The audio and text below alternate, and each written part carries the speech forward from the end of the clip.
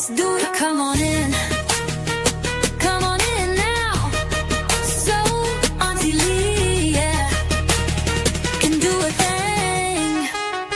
Yeah, yeah, yeah, yeah.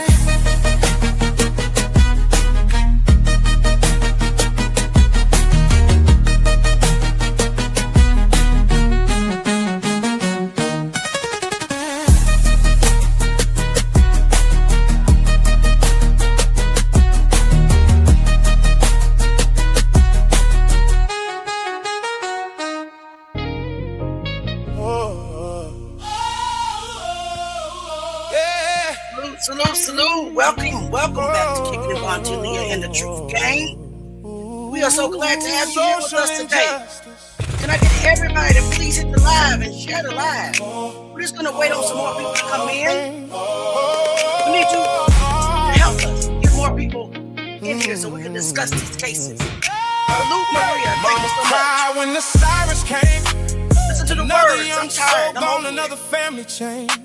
We march for the truth, but the pain remains. Different faces, same story, just a different name.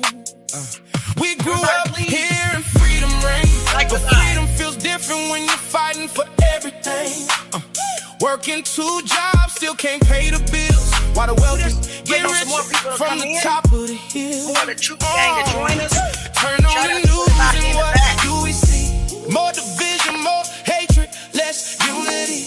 They tell us be patient, wait our turn. But how many generations gotta live and learn?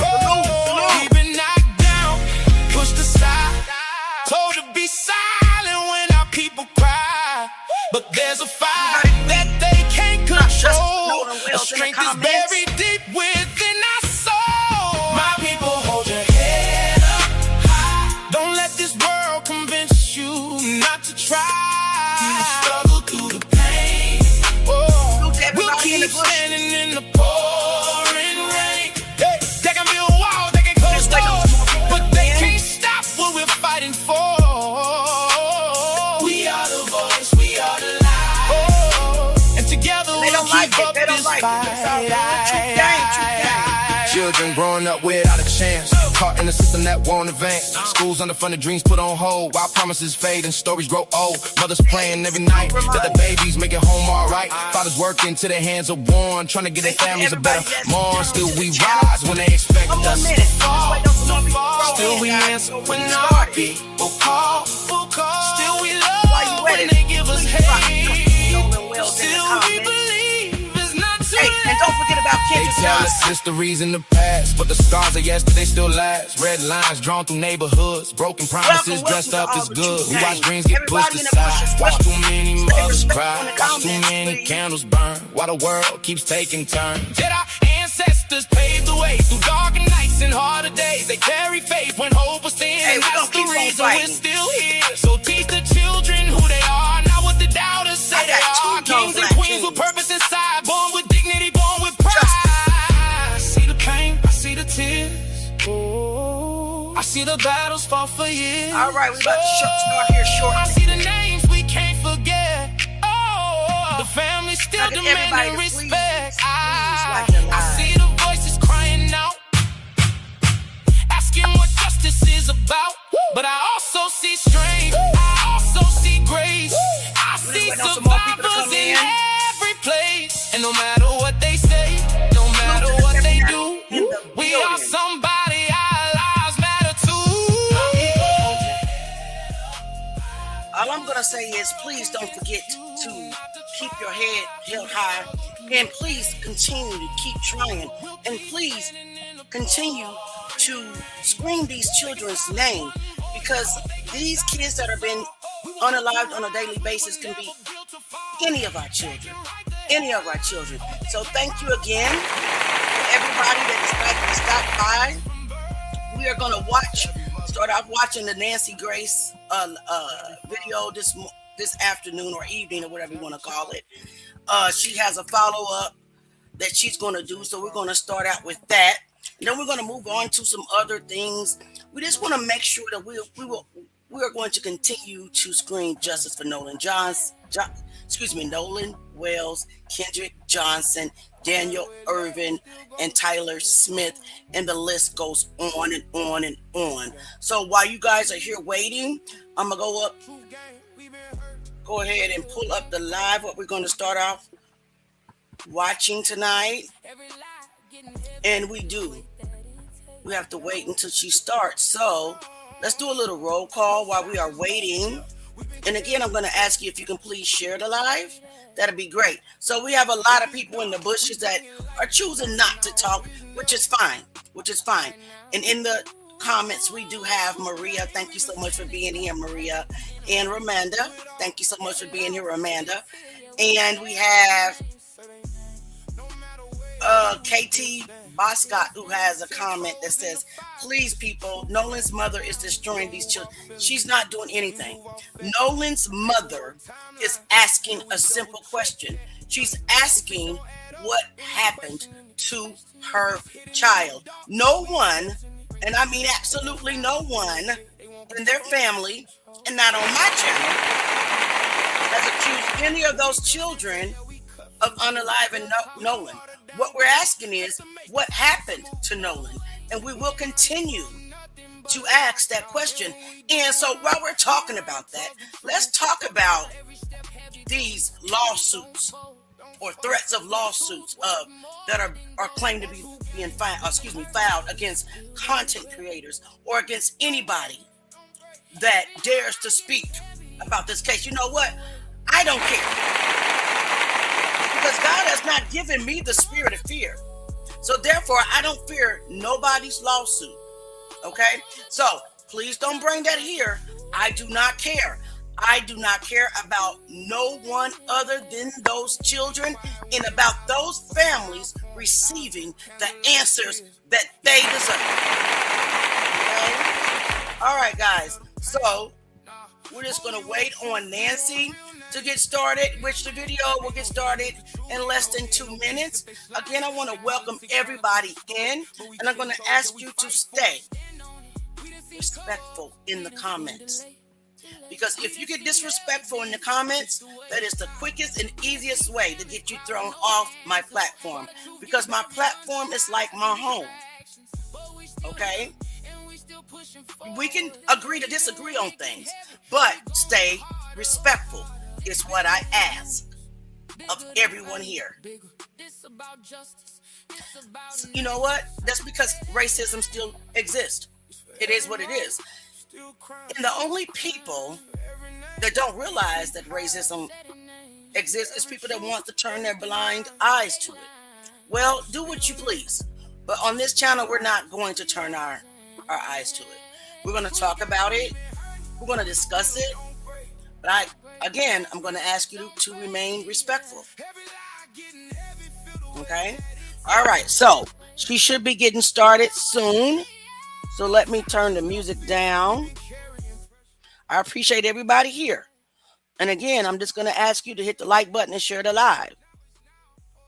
We don't have to be in the comments arguing.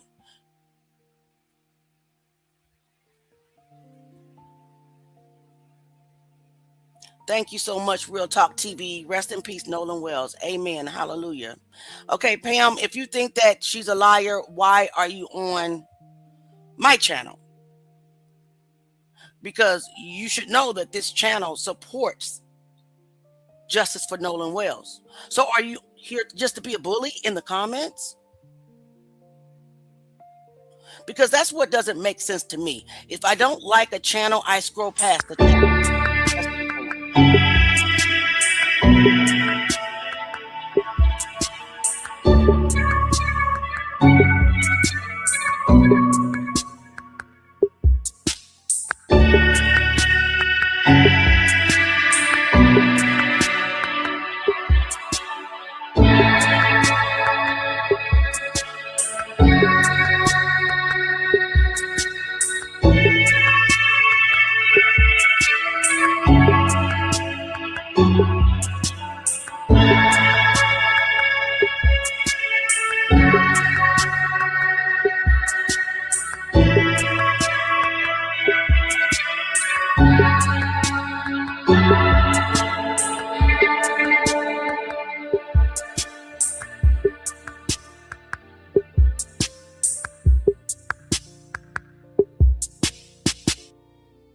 Bombshell tonight. Nolan Wells audio distress call. Is it real? Good evening. I'm Nancy Grace. This is Crime Stories. I want to thank you for being with us.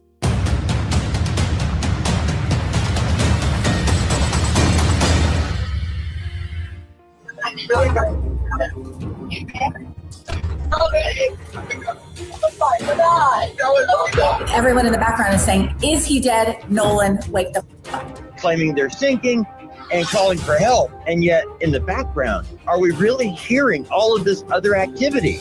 Nobody has ever, none of the kids on this boat have ever admitted that anybody said that they thought Nolan was dead.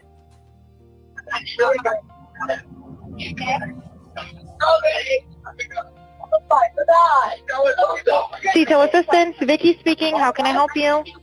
Hey, we're at the west tip of Horn, and our bilge pump stopped working. We're sinking. Can y'all please come? We have a membership. All right, of course. How far is the water coming up, sir? Can you give me a description? Ankles? What'd Hello? you say? Hey, Yes. How far is the water coming up, sir? it's coming up. We're just sinking. I don't know. Like we're going down now. All right. Well, let's get you going. Membership number or phone number listed on the account, sir. I don't know the phone number. It's either. I think it's. Try that. All right. I know we have a membership, like guaranteed. I don't All have right. the tag Unless on you here. have It a got ripped membership off. number or anything, it's okay.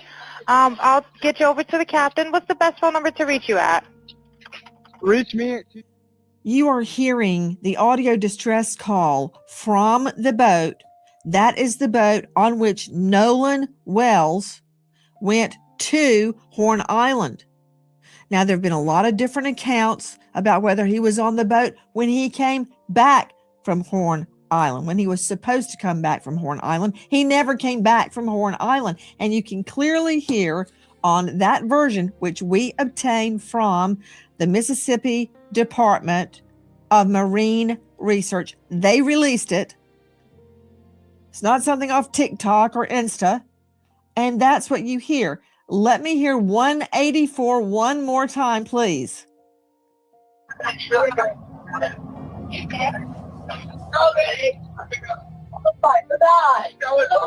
Detail assistance, Vicky speaking. How can I help you?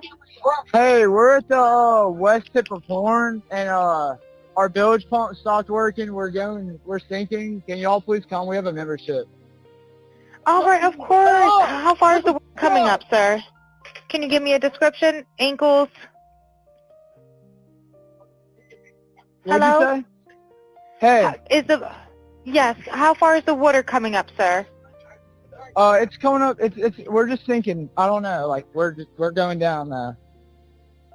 Dave Mack, Crime Stories, investigative reporter. What are we hearing?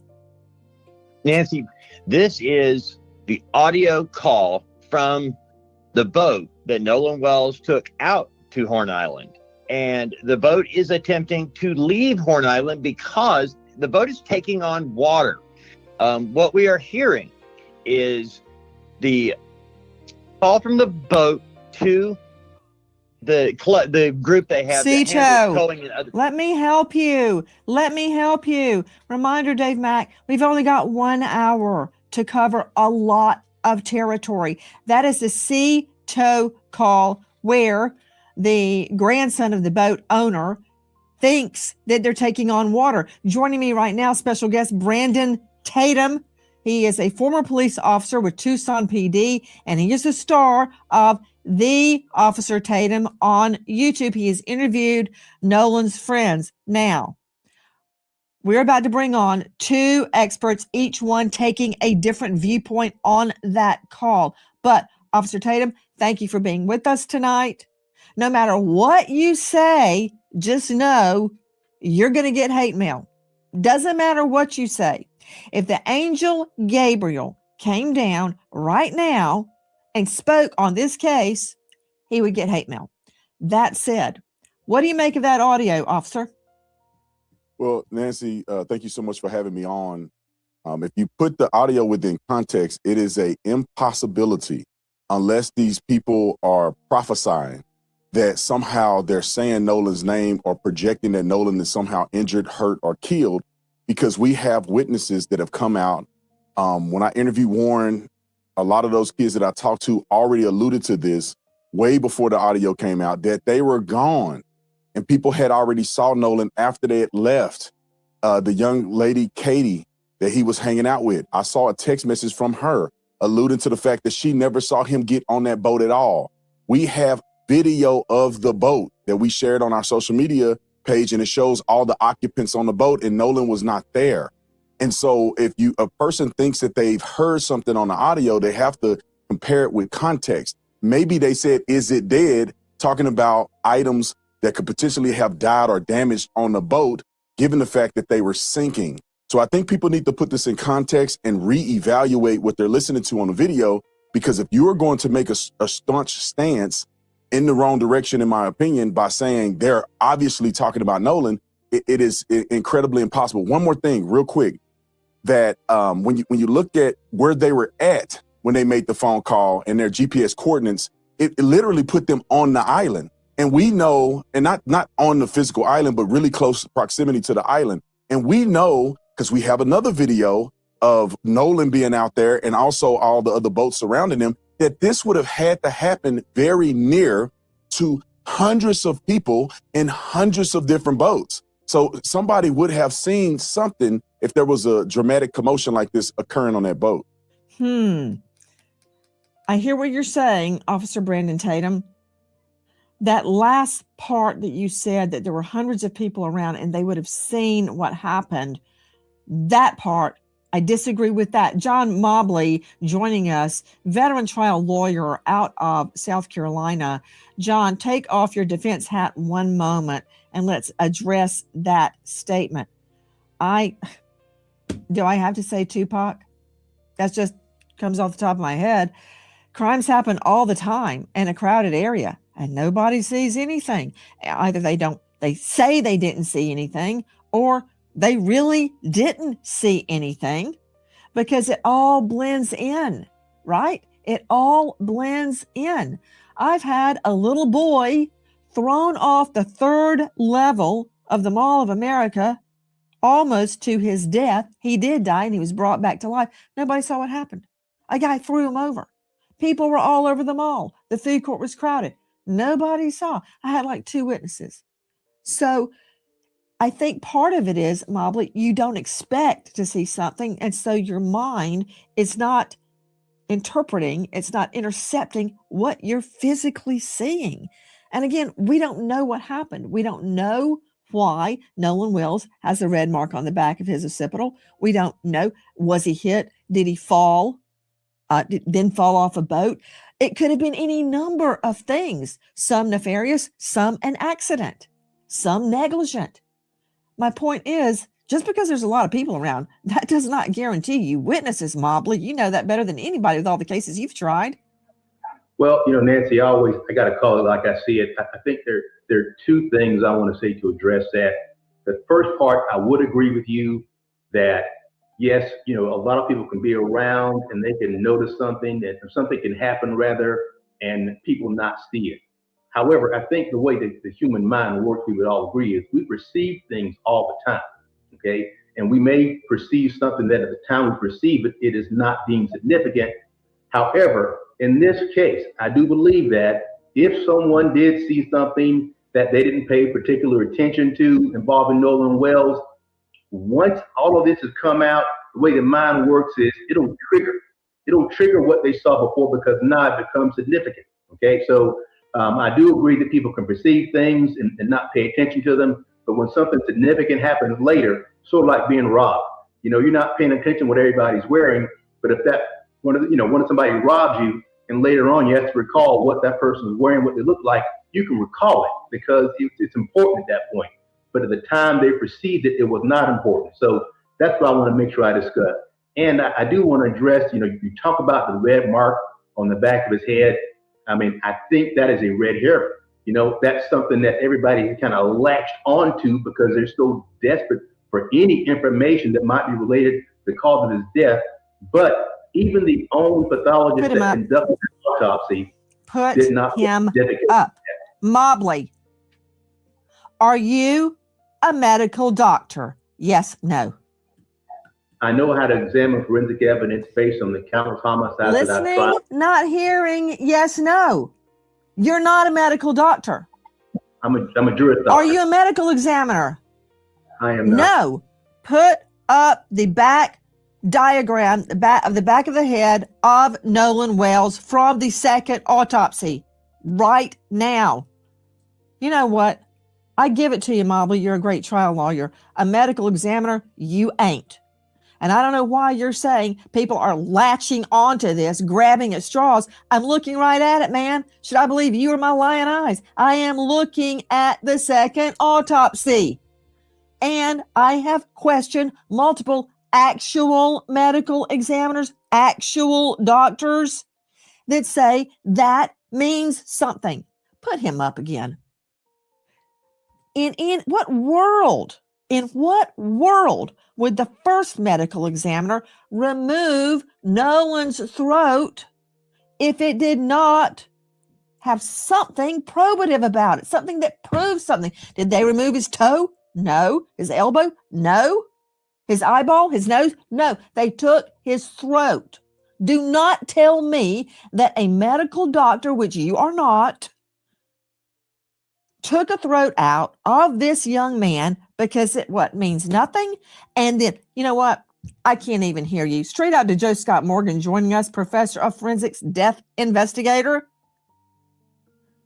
That second doctor did not highlight that in red for nothing. That doctor is not grabbing at straws, as Mobley said. I don't know why he's saying that. No, you're right. He has purpose. We have purpose in everything that we do in the medical legal world. And so when you see this highlighted area, it's unique in the way he has diagrammed it here. He even demonstrates it that it has almost like margins to it. And, you know, that's what has left a big question for us, because it's not like it's diffuse all over the place where you've got these kind of spotty alignments. He's got a margin. It almost looks like a rectangle, doesn't it? Well, when we begin to see things like that, we think about patterns. And that's some of the questions that have yet to be answered. But what he does say in his relative to the second examination is that he did a multi-layered dissection. Now, this area had not been dissected by the ME's office in Mississippi. So what he's doing is he's going layer by layer. We're talking about the skin. We're talking about the sub-Q fat. We're talking about the musculature that's under there. And yes, there is musculature under there. And what his conclusion is, Nancy, is that there's significant decomposition at this point in time. So he cannot make a determination about these markings one way or another. He needs more information. And admittedly, in this second autopsy, he says this is pending investigation, and that's key here. Okay. Joe Scott Morgan. Yes. He, the first medical examiner, removed the throat. Yes. No other part of the body, except for the lungs, removed the throat and the lungs. We know why he took the lungs. I don't have to be a death investigator like yourself with 10,000 death investigations under my belt to know why I took the lungs, to see if Nolan drowned. But the fact that someone has a lungs full of water does not tell me how they got in the water. Did he fall? Was he hit? Was he held under? Was it an accident? Did you see that video? Pull it up if you can, control room, of all those ships, all those boats out there. If he was between one of those boats, lost his footing, went under, got the riptide, no one may have noticed. All right. No one may have noticed. Look at all that. And there were apparently 300 or so people out there. This is just a tiny microcosm. It's July the 4th. Everybody's at Horn Island having a good time. So it could be any number of ways he landed under the water. But my point is, that's why they took the lungs. Why the throat? Well, because the throat and the throat areas you're referring to it as, it's actually the organs of the neck. We're talking about the larynx, the pharynx, our windpipe, essentially, and everything else that's connected therein. That's the conveyance to get into the lungs. So one of the things that what they're looking at here, Nancy, to put it very bluntly, is they're looking for any possibility that his breathing could have been compromised. Well, how is that compromised? Well, when you begin to think about, if you put your hand in the midline of your throat, right here, okay, you begin to think about the trachea, which is encompassed right here. Was it compromised in any way? Are there any focal areas of hemorrhage? Has it been crushed? You would go up into the neck. I suspect that the tongue was probably removed as well. You're going to look at the hyoid, which, did not accompany the body. But all of this has been retained. There's nothing abnormal about the state retaining the organs of the neck. This happens very, very frequently in cases like this because they want to be able to go back and examine it. And also for the future, they either want to get a consult on it or it has evidentiary probative value here moving forward with any kind of case in the future.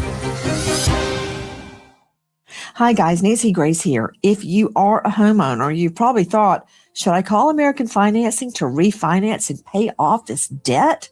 But you don't because of your low mortgage rate. That low rate, it's not saving you if you're drowning in credit card interest. People are calling American Financing, and American Financing is saving customers an average of $800. That's not in all, that's a month, by using their equity to pay off the credit card debt. Using their home equity to pay off credit card debt. No upfront fees. It costs you nothing to find out what you could be saving. And if you start today, you may be able to delay 2 mortgage payments.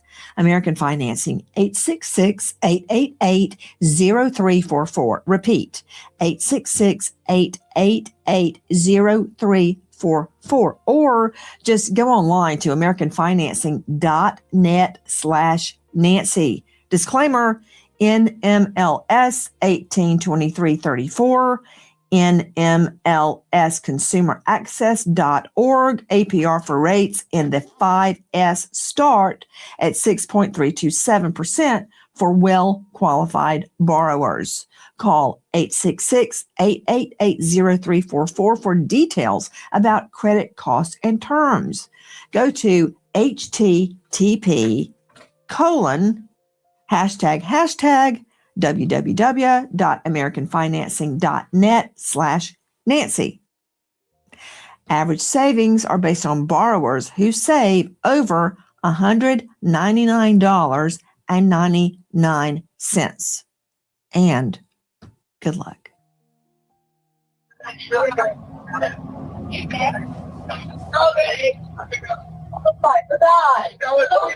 Detail assistance, Vicky speaking. How can I help you? Hey, we're at the west tip of Horn, and our bilge pump stopped working. We're sinking. Can y'all please come? We have a membership. All right, of course. How far is the water coming up, sir? Can you give me a description? Ankles? What'd Hello? you say? Hey. Yes, how far is the water coming up, sir? It's coming up. We're just sinking. I don't know. Like we're going down now. All right, well, let's get you going. Membership number or phone number listed on the account, sir? I don't know the phone number. It's either. I think it's. Try that.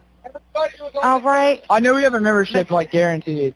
I don't have the tag on unless you here. have a It got ripped membership off. number or anything, it's okay.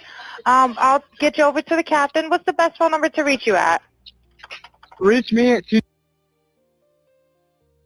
All right. And is everybody on board in good health otherwise? Yeah, everybody's How on many? board. All right. Do you need the United States Coast Guard? What? Do you need the United States Coast Guard? No, we do not need that. We're bringing in our forensics experts, but back to Brandon Tatum, former police officer, Tucson PD. He is the star of the Officer Tatum on YouTube. He has interviewed Nolan's friends. Okay, you're saying that I am looking at, and others are looking at this out of context. My mind is open. You may be right. And I believe, Officer Tatum, you are specifically referring to the words. Let's see the transcript of the audio as I read this, please.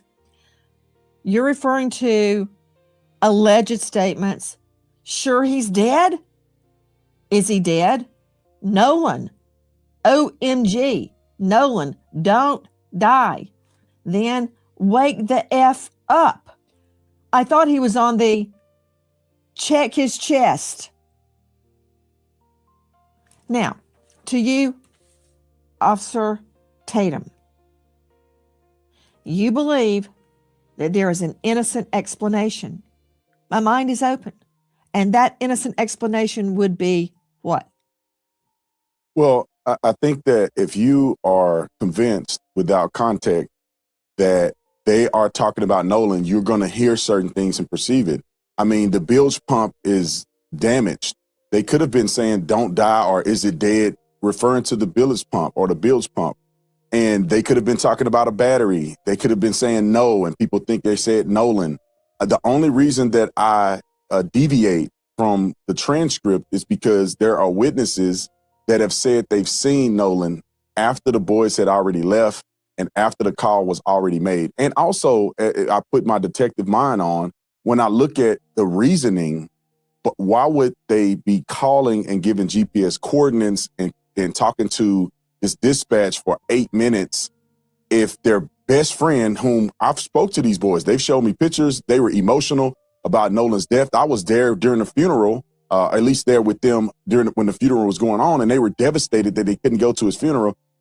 I perceive that it doesn't make sense if they had killed their friend in a malicious way or he was dead, that they wouldn't just simply ask for help instead of trying to cover it up and calling for a tow and talking for 8 minutes. I mean, all of those things, plus the witnesses, it just doesn't add up. And I just wish people would be open-minded to saying, let me rewatch it and let me put it within context that Nolan cannot be on the boat because witnesses seen him afterwards. And let me re-listen to it and try to put it in perspective. So you're saying witnesses saw him afterwards, after that call, or did you mean to say witnesses saw him elsewhere? Yeah, no, witnesses saw him on the island after the call. After the boys had left around 4:30, witnesses have seen Nolan alive on the island after that. So, you know, that puts Nolan alive after that. And I think that people should be focused on, okay, now let's interview and talk to people and consider what did they see, because we're already past the point of Warren and Wyatt's boat and all of those things being involved. Officer Tatum, I had so many trial judges from all the cases I tried in different courtrooms, but one particular judge, my favorite, Luther Alverson, he had a particular jury charge. And I've heard it so many times, I've memorized it. He said to the jury at the end of the case, after the closings, it is your duty to make all witnesses speak the truth and impugn perjury on no one. So, what I'm trying to do is reconcile what you're saying with what I'm hearing. I hope Nolan Wells died by accident, but I'm not shutting down our Crime Stories investigation until I know. Now, I want to address this sound. To Joe Scott Morgan, a professor of forensics, Jacksonville State University, author of Blood Beneath My Feet on Amazon. At Jacksonville State University, they have a world-class Crim Pro lab and setup. In fact, I've called on Morgan many times to help me recreate crimes in their labs. Star of Body Bags with Joe Scott Morgan. Joe Scott, you've been on so many death scenes, trying desperately to get to my experts, but I got to lay the foundation as I would do in court before I bring in a piece of evidence. Joe Scott, people do crazy things when somebody dies. They panic. They think it's their fault, whether it is or it isn't. They get rid of the body. They lie. They do all sorts of things. the cover up is very often worse than what the initial incident was. People panic. So the reaction of the friends to Nolan potentially having passed, that reaction doesn't mean that much to me, because you don't know what somebody's going to do under those circumstances. So hearing them on the boat, I hear what Tatum is saying, and it's reasonable. But how people act in that scenario is not always reasonable. No, it's not, particularly when they're faced with somebody that's in distress and they are under the influence of alcohol. And that's going to play a huge role in this from an investigative standpoint.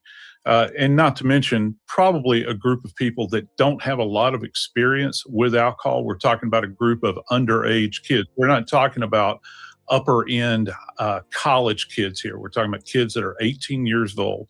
They've been getting hammered out there on this island, and that's a problem, Nancy. Well, you're right. Okay. Not that Tatum in his own right is not an expert. He's a former police officer with Tucson. Joe Scott, an expert. Mobley, an expert. But now let's go to our digital experts.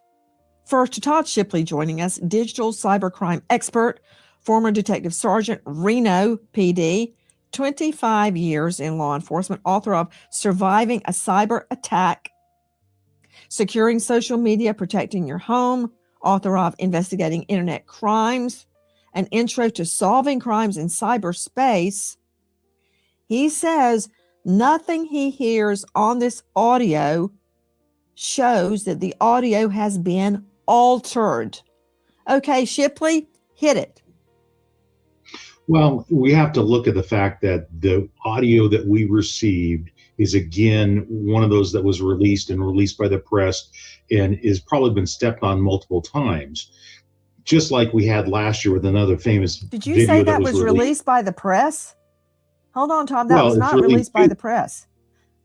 It was released to the press, but it was released by the Mississippi Department of Marine Resources. That was not released by the media.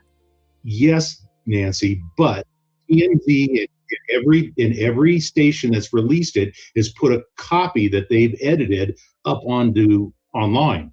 And so we have this expectation bias that's there. So the audio obviously is real. It's been released, and the agency that released it has said that it's a video or audio of the incident, but every version that we've seen has been stepped on multiple times. And so there's an expectation bias when you start putting up audio translations that you believe is there, and everybody then has this confirmation of that this is what's said. Now, we have to go back to the original audio from the government agency to get the information that we need to prove what's there in the audio, because multiple pieces released through press stations online don't always have the exact audio we want. There's already been speculation that some of the different audio, like TMZ's and the others, are a little bit edited, and they always are, because you put them on there for a specific purpose. And adding the edited versions of what you think are the audio does not necessarily mean that that's what it is. We can look at the audio and find out what's there, but we've got to look at the original version. Hi, guys. American homeowners. The FBI has been warning about a type of real estate fraud called title theft, and your equity is the target. With just a forged signature, your ownership can be transferred out of your name, and without protection in place, you're left with an emotional and financial nightmare. That is why we partner with Home Title Lock, so you can find out today if you're already a victim and protect yourself. Use promo code Nancy at HometitleLock.com to get a free title history report, plus a free trial of their $1 million triple lock protection. That's 24/7 monitoring, urgent alerts, and if you're a victim of fraud, they'll spend up to $1 million to fix it. Don't be a victim. Protect your home equity today. That's HometitleLock.com, promo code Nancy, or just use the link below. And good luck. Dave Mack, Crime Stories investigative reporter, was the version that we are playing tonight altered in any way by the Crime Stories staff? No. What we did, Nancy, is we used an old school technique to bring out the audio in the background. You have AI enhancements now that are, you just cannot trust the AI because it inserts its own thoughts into it, But when you go old school on this, you isolate and filter. You use an EQ, equalization, to filter, to cut out the low rumble below 80 hertz.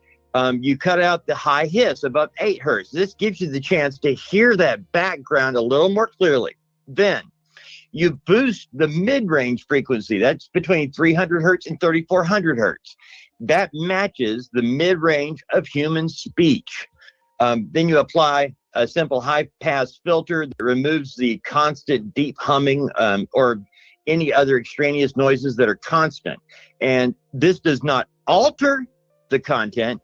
It merely enhances the content. So when you ask, did we edit or alter? No, we merely enhanced it using basic tools that are used in every production department around the world. This is like when you're playing music, you turn up the bass or turn down the bass. Or Dave Mack, I believe the correct answer would be HELLNO, because if Tatum is right, I want to hear it.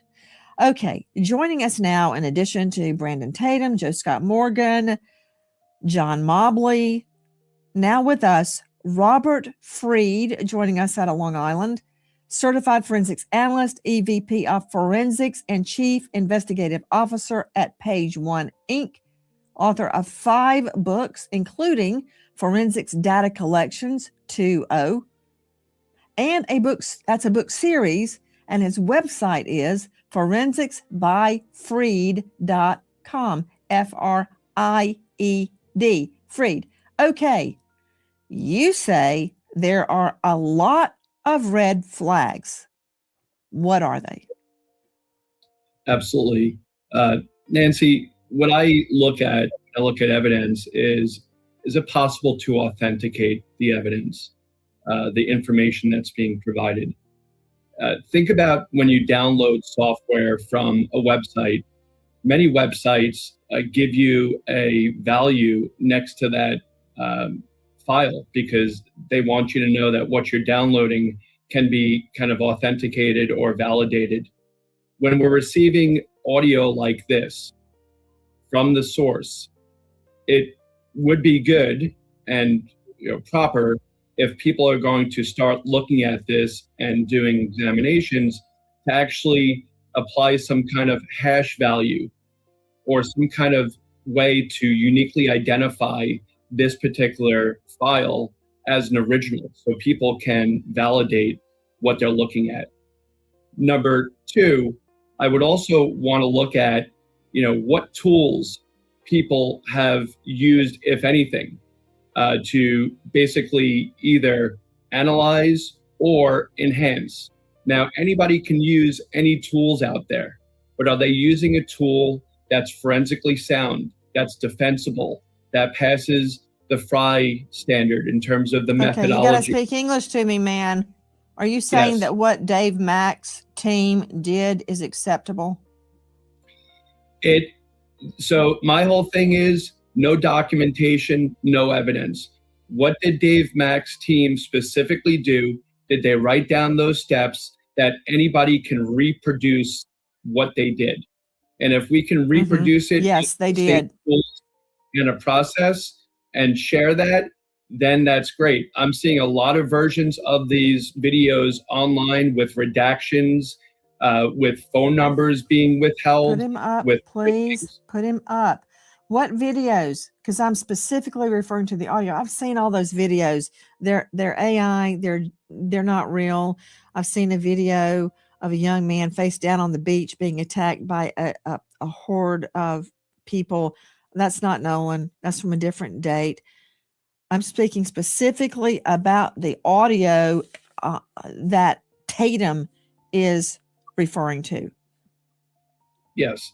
So with that, one of the specific aspects of that is authenticating, again, where it was received. Is there a digital fingerprint associated with that particular audio? What tools were used, and what specific enhancements were done where to bring out that specific those specific segments that were enhanced.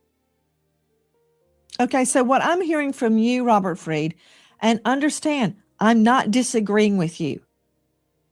But my question is, what are the red flags that concern you about this audio? Now, Tatum says the audio's fine. It's just they're not talking about Nolan. They're talking about the bilge pump or the battery or the engine. And you're taking it, some people are taking it in the wrong context. I'm not taking it in any context. I'm trying to find out, what am I hearing? So that's Tatum's take. Okay. Shipley says, I think it's legit. You're saying it may not be legit because of red flags. The fact that it is or not authenticated, how it's been enhanced, that's a concern. What do you see as a problem? One thing I noticed you said earlier before tonight is that on the TMZ version, there's an additional 20 seconds. Now, I've got a problem with that. Hold on. Mobley, I'd have a problem with that if somebody gave me, let's just say, a bank robbery video, and then I find out there's 20, 30 seconds missing. Oh, no. You have to have it all.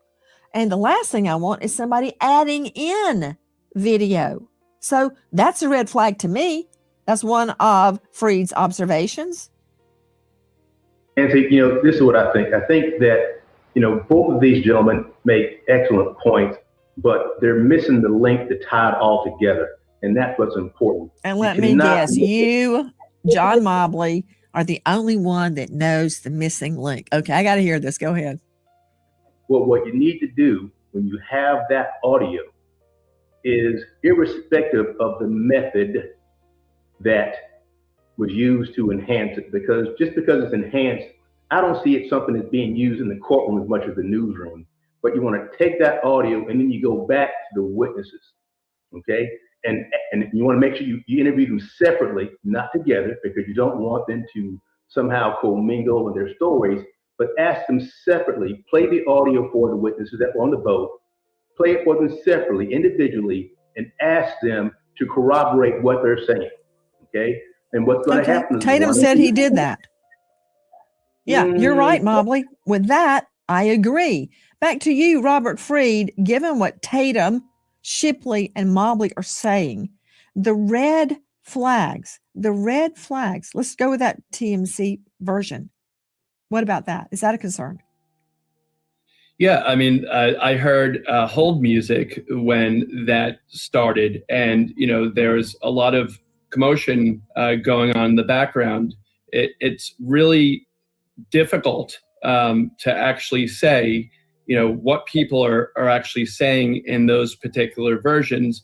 Yes, you do need to apply filters. You do need to apply different ways to focus in on it.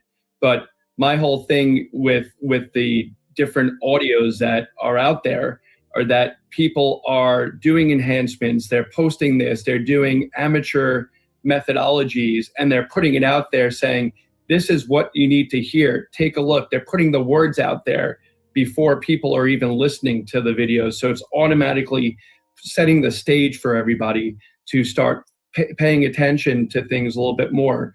But again, if you have to go back to looking at this from the source, that's the best bet, because that's going to allow you to look at this unfiltered. And that's probably what law enforcement has.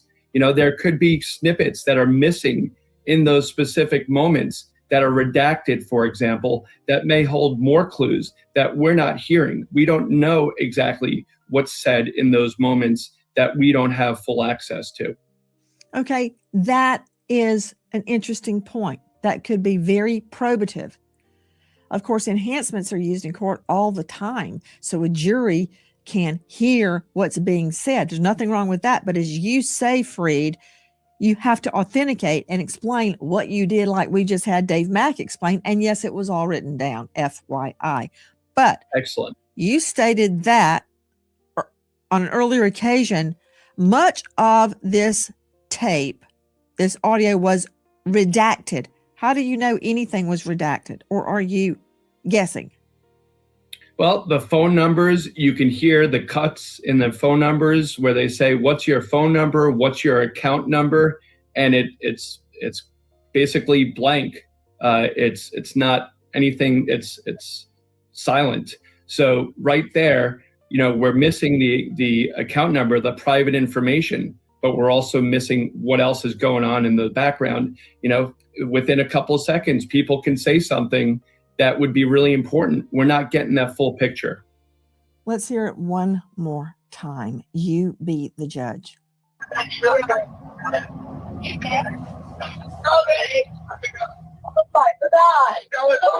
Detail assistance, Vicky speaking. How can I help you? Hey, we're at the west tip of Horn, and our bilge pump stopped working. We're sinking. Can y'all please come? We have a membership. All right, of course. How far is the water coming up, sir? Can you give me a description? Ankles? What'd Hello? you say? Hey. Yes. How far is the water coming up, sir? It's coming up. We're just sinking. I don't know. Like we're going down now. All right. Well, let's get you going. Membership number or phone number listed on the account, sir. I don't know the phone number. It's either. I think it's. Try that. All right. I know we have a membership, like guaranteed. I don't have the tag Unless on you here. have a It got ripped membership off. number or anything, it's okay. I'll get you over to the captain. What's the best phone number to reach you at? Reach me at 2. All right. And is everybody on board in good health otherwise? Yeah, everybody's How on many? board. All right. Do you need the United States Coast Guard? What? Do you need the United States Coast Guard? No, we do not need that. Is it real? Is it altered? Is it probative? Does it prove anything? Is it a bombshell? If you know or think you know anything about the death of this young star athlete, Nolan Wells, please dial 228-769-3063. It doesn't matter what the information is, as long as it's the truth. There is a $125,000 reward. We remember American hero, Lieutenant Eric Lloyd, Vegas Shout Metro out to PD. Nancy Grace. passed Shout away. out to Nancy Grace. She is on the case. We really appreciate her updates. We appreciate her investigative skills. We appreciate everything that she is digging into. And shout out to everybody that's in the comments. I clearly heard Nolan, don't die. I clearly heard Nolan's name. I clearly heard that. And now Ben Trump has announced today that he has a copy of the official audio. So we're going to allow his investigators, his forensic audio enhancers, or whatever that you call them, work on the video that they have. And we will anticipate an update soon. Shout out to everybody in the comments again.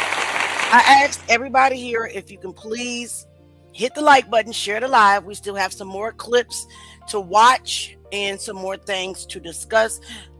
We watched the press conference earlier. We are praying for the other families in addition to the Wansleys. Daniel Irving, we will continue to say his name. Tyler Smith, we will continue to say his name as well. The Wansleys did give an interview today, and we're going to watch. It's only a 5-minute clip. So let's find that. It was on News Nation with Kumo. So let's go ahead and watch that real quick and see what they had to say. I do know that the dad said that he does not know Trust Station, whatever you call his name. So let's get into that. Now, it's been nearly a month since the body of a Black Mississippi teen, Nolan Wells, was found off the shore of Horn Island. Local authorities were quick to say they had no proof of foul play. But Nolan's parents felt the black teen's mysterious death wasn't getting the full investigation it deserved. In the last few weeks, the case has dominated social media, dueling accusations of racism. Here's what one of the young men with Nolan that day had to say about race playing a part in this case. His mom got on TV, as everybody has seen, and said that she didn't know me. And man, that can't be farther from the truth. Me and her son went on trips together. We went to Florida for spring break together. You don't know me? I'm in all these homecoming and prom photos as our whole friend group. Me and Nolan are standing next to each other. You don't know me. Him being the only black person, minority, any of that measure is insane. Our friend group is diverse from the max. Like, we have a mixed guy. I mean, we had Nolan in our friend group. There's an Asian a part of our friend group. There's a Latino that they're trying to perceive as white. He's truly authentic Mexican. His parents are from Mexico. Nolan's parents, Christine and Elmore Wansley, join me now with counsel, Ben Crump. Thank you for joining us. I'm very sorry it's under these circumstances, but the job here is to give you a platform to keep people aware of your concerns. And Christine, I'll start with you. At this point, what is your biggest question about what's happening with this investigation? It is really the same question that started it all, which is what happened to Nolan. That is the only question that we want answered. We just want to know what happened to our son. I know I personally, through my social media, also Attorney Ben and his team through their social media, that's been the big focus, just trying to make sure that everyone understands that at the end of the day, we would want what any parent would want, which is answers to find out what happened. Do you believe, or do you have any reason to believe, that this investigation is doing exactly what you want it to do? Sure. Well, we know at the beginning they started out saying there was no foul play even before there was any investigation, Chris. So that was a concern to them at day one. That was the trigger for why we felt we had to go this route, because it wasn't even hours after they had found his body where I'm watching on the news that the sheriff is saying likely an accidental drowning. We do not feel there's any foul play, but yet stories are not lining up. And so from there, that's why we're here now.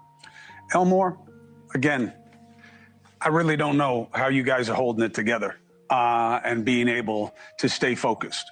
But I'm here for it as long as there is the need. When you look at this situation, what is your darkest concern that you just want to make sure isn't true?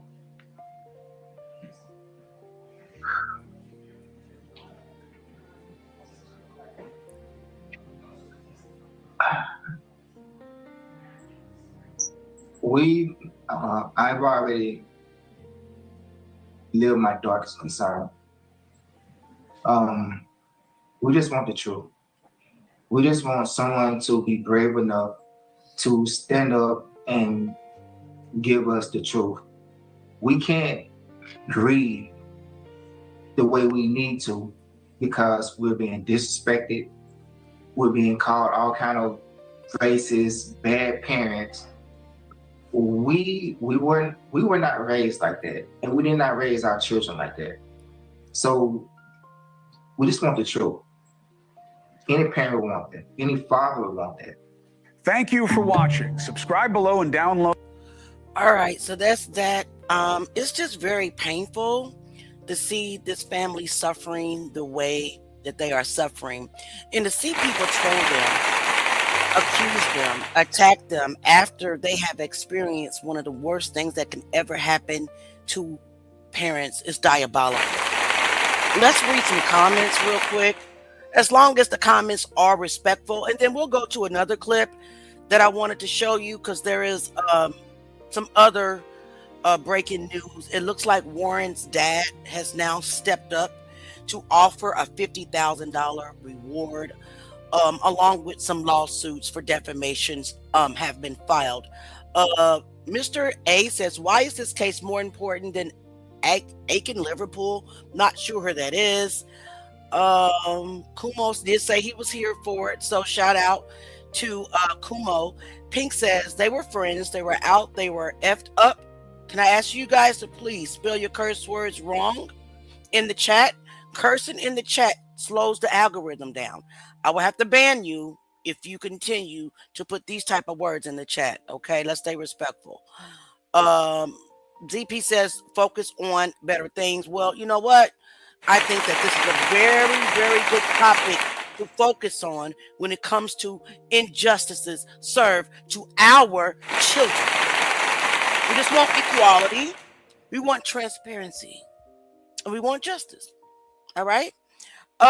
Reggie says, at the end of the day, someone, if on the recording, is crying, begging to God for Nolan not to die. There's no lynching. I definitely heard Nolan, don't die. I will put my life savings on that. So I am just waiting on Ben Crump's and his team analysis of that video, because that is what we need. All right, guys. So let's get into another clip that I found today. I'm not sure if it was today that I found it, but it is another clip. Just give me a moment. I got to find it. Thank you for your patience, by the way. And I'm Auntie Leah, just in case you did not know who I was. That's not it. Okay. It's TMZ. I don't like TMZ. TMZ can be bought and paid for. We all know that. But they have this news clip, so let's just get into it. Well, there's a new kind of outrage over the Nolan Wells case now, and it involves one of Nolan's friends who says he has had it up to here with all of the online rumors that he is somehow responsible for Nolan's death. The young man's name is Bart Edmiston, and Bart has been, people have been sort of theorizing online and even just flat out accusing him, saying that he was jealous of Nolan because of the girl that Nolan was with on the 4th of July, Katie McCormack, and they felt like Bart had a relationship with her. So Bart's hired an attorney, and the attorney already came out and said, that's not true. He didn't have a relationship with Katie. The photo you think is Katie is not Katie, done all that. But they're, in particular now, they're going after one OnlyFans model / influencer who has voiced her theory about Bart being involved. Her name is Kimberly, and she is the recipient of a cease and desist letter from Bart's attorney. I don't know if Kimberly is all that scared of this lawsuit, based on what she, after she got that cease and desist, this was her response. You want to sue me? Let me tell you how it's going to go. I am poor. I have nothing. I don't own anything. You can't put a lien on property. I have nothing. It's going to cost you so much money. I got free lawyers. You know how many lawyers have been hitting me up, like begging to take the case because they know the publicity. Worst case scenario, you sue me, you win. Let's say you win. What you going to do? You can't get blood from a rock, dog. What are you going to do? Okay, I'll claim bankruptcy. Maybe I claim bankruptcy, like 4 or 5 times, and I could be president one day. Okay. That's how it's going to work. So do what you got to do. In a way, that's called checkmate. But sometimes it's not about money. Like in this case, they just want to show that they're taking this very seriously. They are going to threaten people, potentially go after people if you start, slinging around lies about them. I mean, this theory online that this kid was somehow concocted Nolan's death as revenge because he was secretly dating this other girl. I mean, now we're just getting into like crazy conspiracy theories at this point. And I feel like that case has been filled with those. Well, and Bart actually took it a step further beyond that. He said, not only did I not have anything to do with Nolan's death, but I have actually told police the 20 people I saw that day out there, gave them names. And he said, I'm cooperating fully with this investigation, and he wants to know who killed Nolan. So you guys heard that, right? So Bart has now handed over to the authorities a witness list. Pay attention. Someone I've just got killed Nolan. I've just got a sense, and again, I'm only basing this on the way I've seen cases go. I've got a sense that we don't know what the actual scenario is. That there are a bunch of scenarios out there, and they all seem to not hold water, and that there's some other scenario that we're going to hear about. We don't know who was on the island with Nolan after 4:30. That's right. We don't know who he was with. But we know that boat took off without him. Right. Well, our chat is asking, what does this make? Like, if these kids start lawyering up and getting legal help, does that make them look more guilty, or do you think it's just smart? I think in his case, because he's being accused. Yeah, I mean, it's totally smart. So I think that one's smart. I think their point is earlier the friends who weren't speaking, and the fact that they there's reportedly there's had lawyered something up. about that I'd like to know, and I don't know what the answer is, but there is something there. Crystal, and I'm from Buffalo, New York. I feel like Brett is trying to protect his potential NFL career, and he has the money to do so. And I definitely think it's smart in order for him to lawyer up. Yeah, that's to your point. Bart plays college football. He's a punter. He's actually pretty good, and some people think could go to the NFL eventually. Sounds like Brian Bell to me. So there's that too, that he could be. Yeah, I think that's accurate. All right, guys. So that's that. There's lawsuits being filed against content creators who are putting out misinformation. So just be careful out there when we are speaking on the case. Never stop speaking on it, though. We will not shut up. Absolutely not. And I still have questions for Bart. Bart, was Nolan on your boat? That's all I'm asking you. I just want to know if he was on your boat. And I can ask questions. There's nothing wrong with asking questions.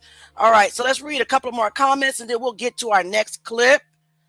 Let's see. Respectful comments.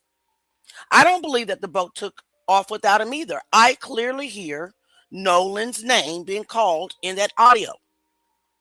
All right. I agree with you 1,000%. James says it's downright racism, and whoever done that will get caught. And I pray for justice for him and his family. I pray for justice and truth to come out as well. What if your mom? Okay, that's just ignorant. Okay, ignorant comments. Just skipping over them. Pink says, I tell you what, if I were these kids' families, I would sue everybody that posts the BS that everybody's posting because nobody has it right and everybody is saying they do. They can sue. If people are defaming them, let them sue. But on this channel, we're going to ask questions. And threats of a lawsuit is not going to deter me or anybody in the Truth Gang from asking questions. It is what it is. You're welcome. Thank you so much. I'm so glad that you are enjoying the show. So we'll read some more comments. And guys, remember, please hit the like button. I'm asking you to. It helps my channel grow. It helps the Truth Gang grow. It helps our video in the algorithm so people can, come in here and have respectful dialogue. All right? Calm down with the disrespectful comments. All right, let's get to the next clip. And which one is it? Since we have, this is my first, I've never reviewed this clip. So this is the first time that we'll be watching this. It is D.L. Hughley. And I do want to know what he has to say about this. So let's just get into this clip as well. And guys, let's keep screaming their name.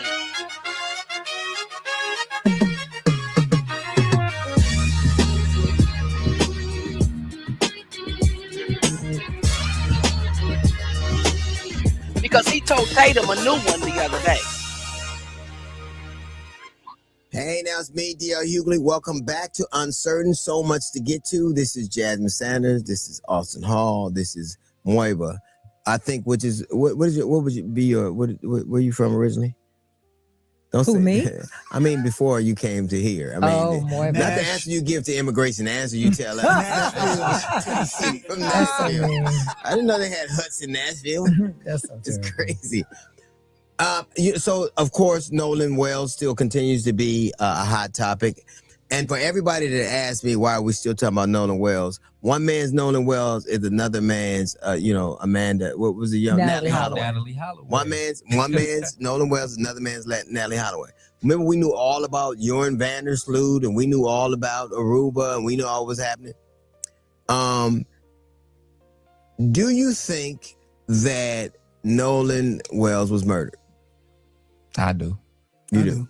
100%. I think that Mississippi's going to be Mississippi. Let's do a poll real quick. I think if you think that Nolan Wells was unalived, put a 1 in the chat. If you think that he died by accident, put a 2 in the chat. Put a 3 in the chat. If you think that he was unalived, but not by his friends, it could have been somebody else on the island. 1 in the chat if he was unalived by his friends. 2 in the chat if it was an accidental death. 3 in the chat if he was unalived by someone else on the island. We don't know. That is why we're asking questions. Well, a right to question all of the circumstances that have arisen. You have a young man, and almost everything we know about this case, we know because black people wouldn't let it go. Like his mother and her sister or her somebody closely associated with her found his phone. A young woman, cleaned the audio up so we could hear other things. And so everything we know, but Mississippi is being exactly what Mississippi has always been, and they are dubious and dismissive in terms of Black lives. They don't have you have just as recently as 2024, there were 215 Black men who were found in the pauper's grave behind a local sheriff department. 215. All that was missing was a metal. All that was there to signify that there was a metal plate. It only came to light because a mother was looking for looking for a child, and they happened to find it there. Nobody said 215 people. That's a lot of people. You have Medgar Evers. It took 31 years and 3 trials to finally get a justice for him. You had not even 4 weeks ago, a 1-year-old boy was shot by a police officer who has, it's been said that he's had racist connections. We don't hear anything about that. Mississippi has been actively participating in poisoning the water of the, or not even poisoning, allowing the citizens of Jackson to be poisoned with their water supply. The very same thing that existed in the 60s exists now. So they have a dubious history when it comes to the value of Black lives. I remember I was playing a gig in Jackson. I stayed at a brand new Westin. It was a brand new Westin they had built in Jackson. It was right across from the jail. And I have a 135-pound Akita. He would travel with me all the time. As soon as we get to the hotel, I get him water. This dude starts shitting everywhere an hour later. I go to the vet, and he said, did he drink the water? Because every few months, the water is so bad that Jackson have a boil advisory. And they know what's happening. They've taken all of their political power away. So why would I believe you? The only reason we know anything is because Black people haven't let it go. I think it's also worth mentioning when you're talking about things that happened dubiously in Mississippi in 2022. Remember Demontario Gibson? Yes. The FedEx truck driver, right, where a father and son shot him, killed him, and were both acquitted. And then the two FedEx driver, actually they shot at him. And the judge suspended the case with prejudice, or dismissed the case with prejudice. And they got that right, with prejudice. We are right to be dismissive or to be suspicious of people who've shown us who they are. Mississippi going Mississippi. There's nothing inconsistent about what we know Mississippi to be. I'm not saying that everything that happens there is this way, but they're not. The governor of Mississippi comes out and calls, basically says that Ben Crump and Al Sharpton are stirring up racial strife. No, that ain't what happened. If it weren't for them and people bringing, I can understand, and I don't know what happened, but I do know that a young man is dead, and the fact that his mother, who only wants to seek justice for her child, is getting doxxed, like her job is getting bad reviews, her personal business getting bad reviews, and getting death threats. Right. Ain't nothing more Mississippi than threatening black people for nothing. I don't understand what we don't trust you because you've proven to be untrustworthy. Your governor has never said anything, and when he does say something about what's going on in Mississippi, the first thing he really talks about, if any significant, to any significant degree, is to malign Ben Crump and Al Sharpton. It sounds like outside agitators, right? It sounds like what they used to say before. Right. It's interesting that Brandon Tatum is welcome in Mississippi when Ben Crump and Al Sharpton are not, for the exact same reason that Stephen A. Smith is welcome at ESPN and Ryan Clark are not. Is not. Anybody who says or asks questions, you talking about a state that got mad because niggas tried to read.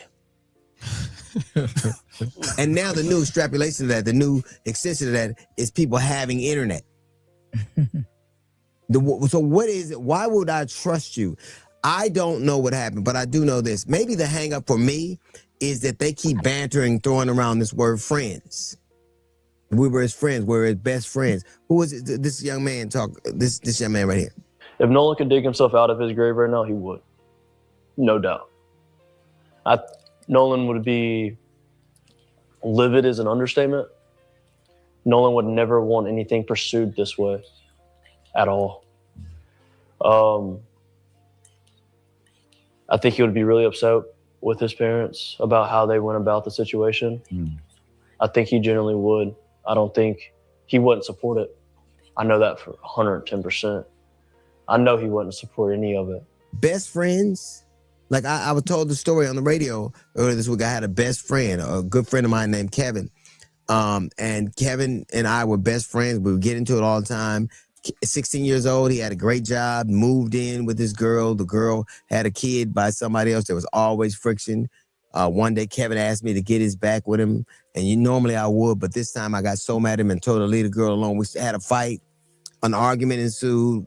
I'm like, fuck you, go. And Kevin got killed. And I was so hurt by that. And a lot of people in the neighborhood, I remember, I told the story on the radio, a dude named Roger said, you let that boy to drown by himself.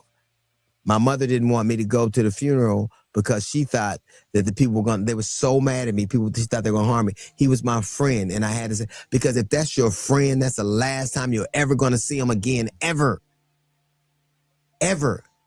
But these young people throw friend around. When you are grown and you understand what the value of a friend, you understand if you have 5 good friends, you have been blessed.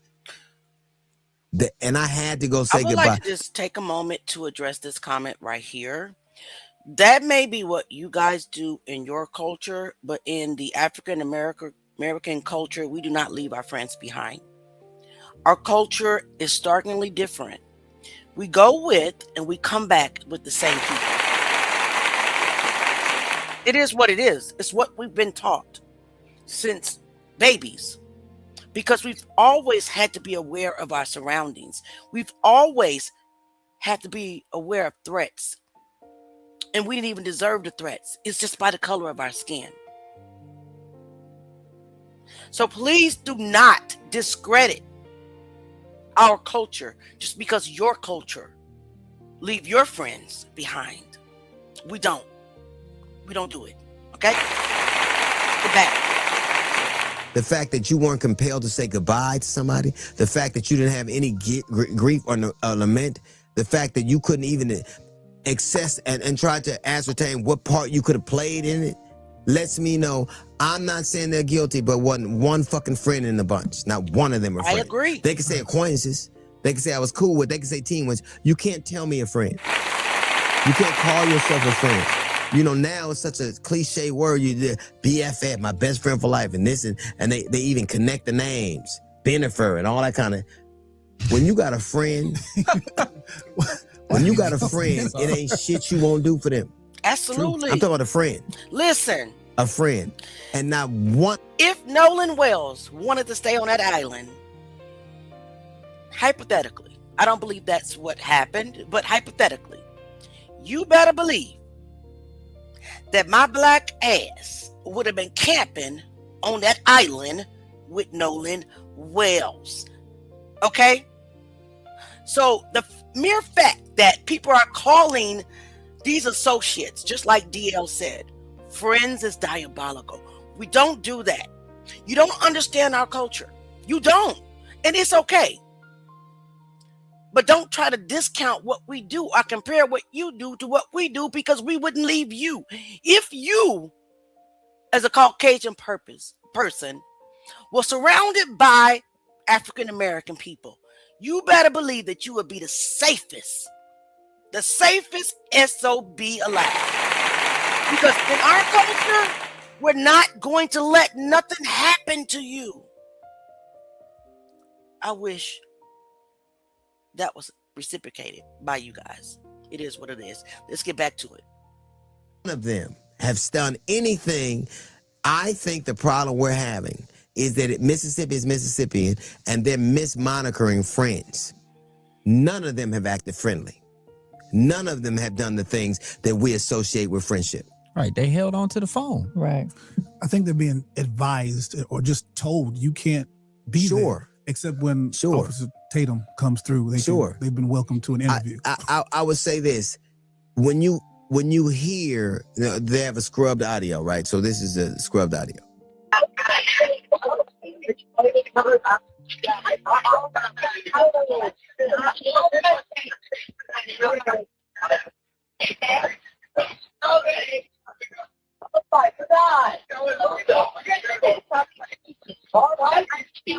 Hey, we're at the west tip of Horn, and our bilge pump stopped working. We're sinking. Can y'all please come? We have a membership.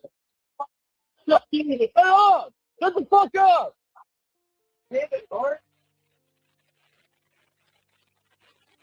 They're threatening the woman who scrubbed the audio. Why is it that black women and black men are the ones who are moving this case forward? Why is it that it was his mother that had to find his phone and his keys? Why is it that it was a black woman who worked in the audio industry that had to scrub the audio? Why is it that Ben and Al had to show up there? I'll tell you this, Nancy Grace is there. Nancy Grace has tried 100 felony trials, and she thinks something's suspicious. Because it is. Why wouldn't you think something was suspicious when you have an independent autopsy and yet you don't get the throat and you don't get the lungs? The lungs. Here's how I know something happened. Because the easiest thing to do if they have the lungs would be to know if there were water in them. Then they could say he drowned. Now, all the other places we're getting to, at least you would know he drowned. We're not even getting that. Right. And one thing, if you're gonna lie now, you can't let black people watch TV now, because now we don't all watch it. Forensic Files, episode 302. Yes, Law and Order. We know all of it. Fluid in his lungs. Yes. I know about the mitochondrial DNA, nigga. But just in everyday parlance, people are aware of these things where they wouldn't have been before. Why are you holding on to the key? We can tell if something happened to his throat. We can tell if something happened to his skull. We can tell if there are hemorrhages in his eyes. We can tell if he got lungs. Why is it that you're holding on to things that really get to the heart of what happened to this young man? And I also think the biggest question is, why have investigators not pulled these kids together and spoken to them? That's what I don't understand. You have the audio, like you said, the scrubbed audio, where they called in to say that they were sinking, but you can clearly hear that their friend is in distress in the back, but they never mentioned it to the operator. And you know what they never did? They never challenged that was the case. What they did was, they started threatening the girl and pulling up her criminal history. Nothing. Mississippi is Mississippi. Right. And the thing... Everything is going the way it usually does, except now black people are more diligent. The first thing they said was, what about all the black people that killed black people in Chicago? That's the first thing they say. A lot of them go to jail. A lot of them go like if they instantly try to devalue our lives, so we'll go, oh, it's okay now. What it is all of us have children. A lot of us have children, and to have a child come up lost with no answers is a pain that no one should have to go through. And as a matter of practice, this state and other states in America have a tendency to do it by rote. And this time, no. This time, no.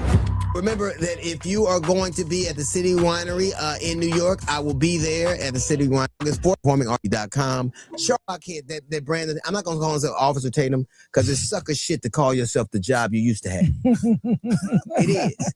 If we were together and we ain't no more, I'm your ex, right? Yeah. Right? I'm your ex. Not with him. He's still your boyfriend. That's how you know. When you're a black man, they make you hold the shit you used to be, so it holds weight now. It holds weight now. I'm not knocking this dude. He looks like the kind of man that would have to marry a white woman. He does. He does. He looks like anytime a man called himself what he used to be, he was a football player and failed at that. Then he found his way into police work, right? Now he's out of that. Now he's always looking for the same adulates and same cheers he used to get on the football field. And usually them came from white coaches. So he's only doing what he's been trained to do. Wow. This dude is it, and now to get there, and this dude's talking about he was on cocaine, and listen to this. Someone close to Nolan, one of his friends, told me that this person was offered cocaine and rejected it from this person. This person told me that it's over 100% chance that Nolan was using cocaine during this period of time. If he was, in fact, on cocaine and did cocaine and alcohol, the best time to do shit like that is when you're young. If he were a 50-year-old dude doing it, established-year-old dude doing it, it would be a blight. But all of us, I've done cocaine, right? I have. Wait a minute. Wait. Hold up. I've done cocaine. You've done cocaine, right? No. You from Africa. I don't know what you did. I have not done cocaine. Okay. I have. Have you done cocaine First of all, before? my mama watching this. You ain't supposed to be saying shit like I done cocaine. You done. How about we just say everybody here has done shit. Okay, that's better. The most salient point of it, we used to do something. Okay. There But you go. when you're trying to rely, I guarantee you that if that man, that little boy did that, everybody else, if he did cocaine, he didn't come there with it. They gave it to him. Right.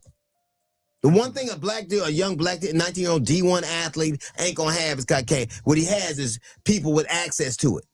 But what they got to do with drowning? Exactly, because what they try to do is devalue their lives. And I'm gonna tell you something. This dude, man, this dude right here, the reason that they would speak to him as opposed to law enforcement is because he is a listening ear. He's a sympathetic ear.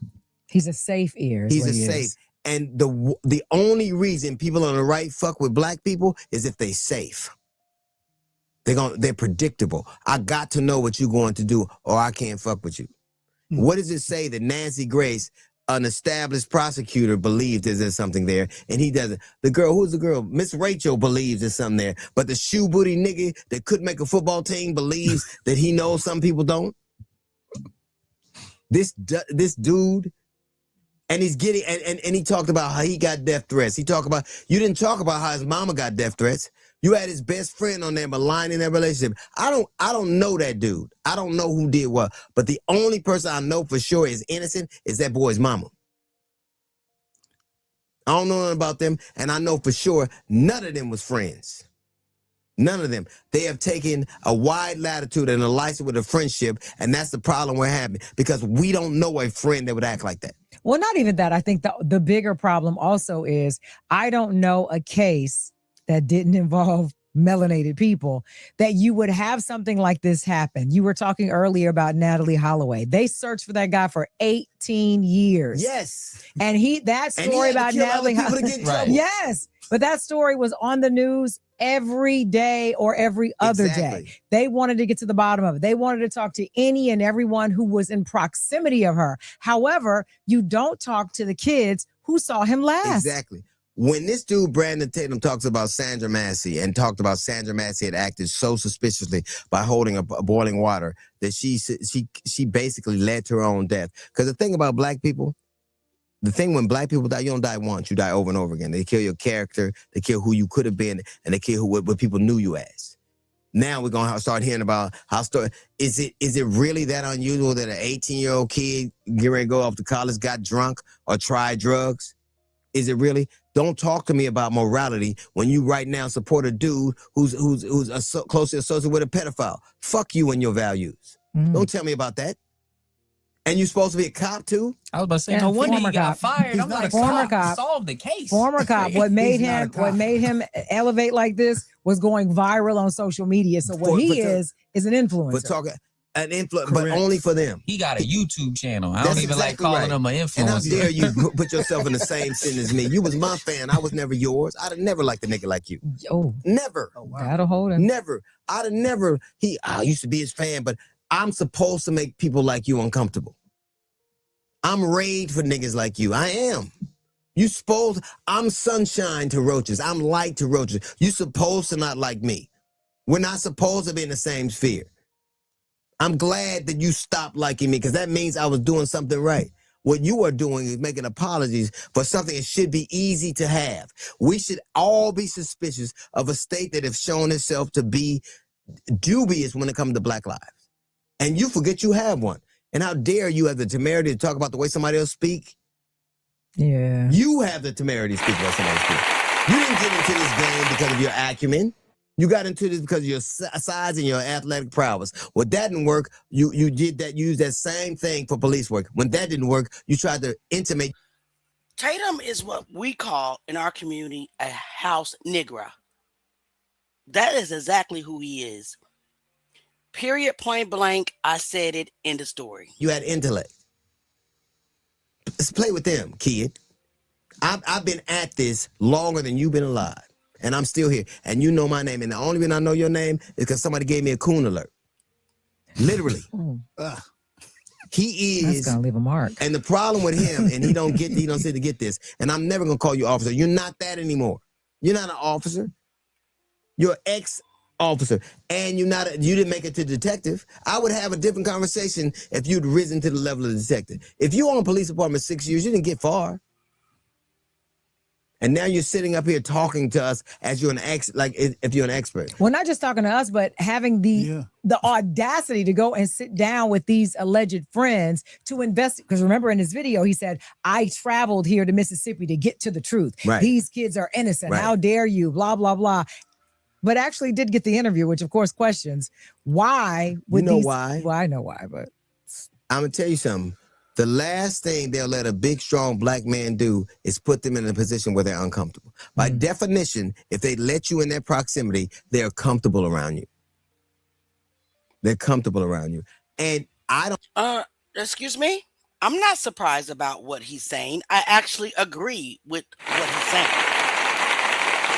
So the panel, which is me, Auntie Leah, don't get it twisted, that's me.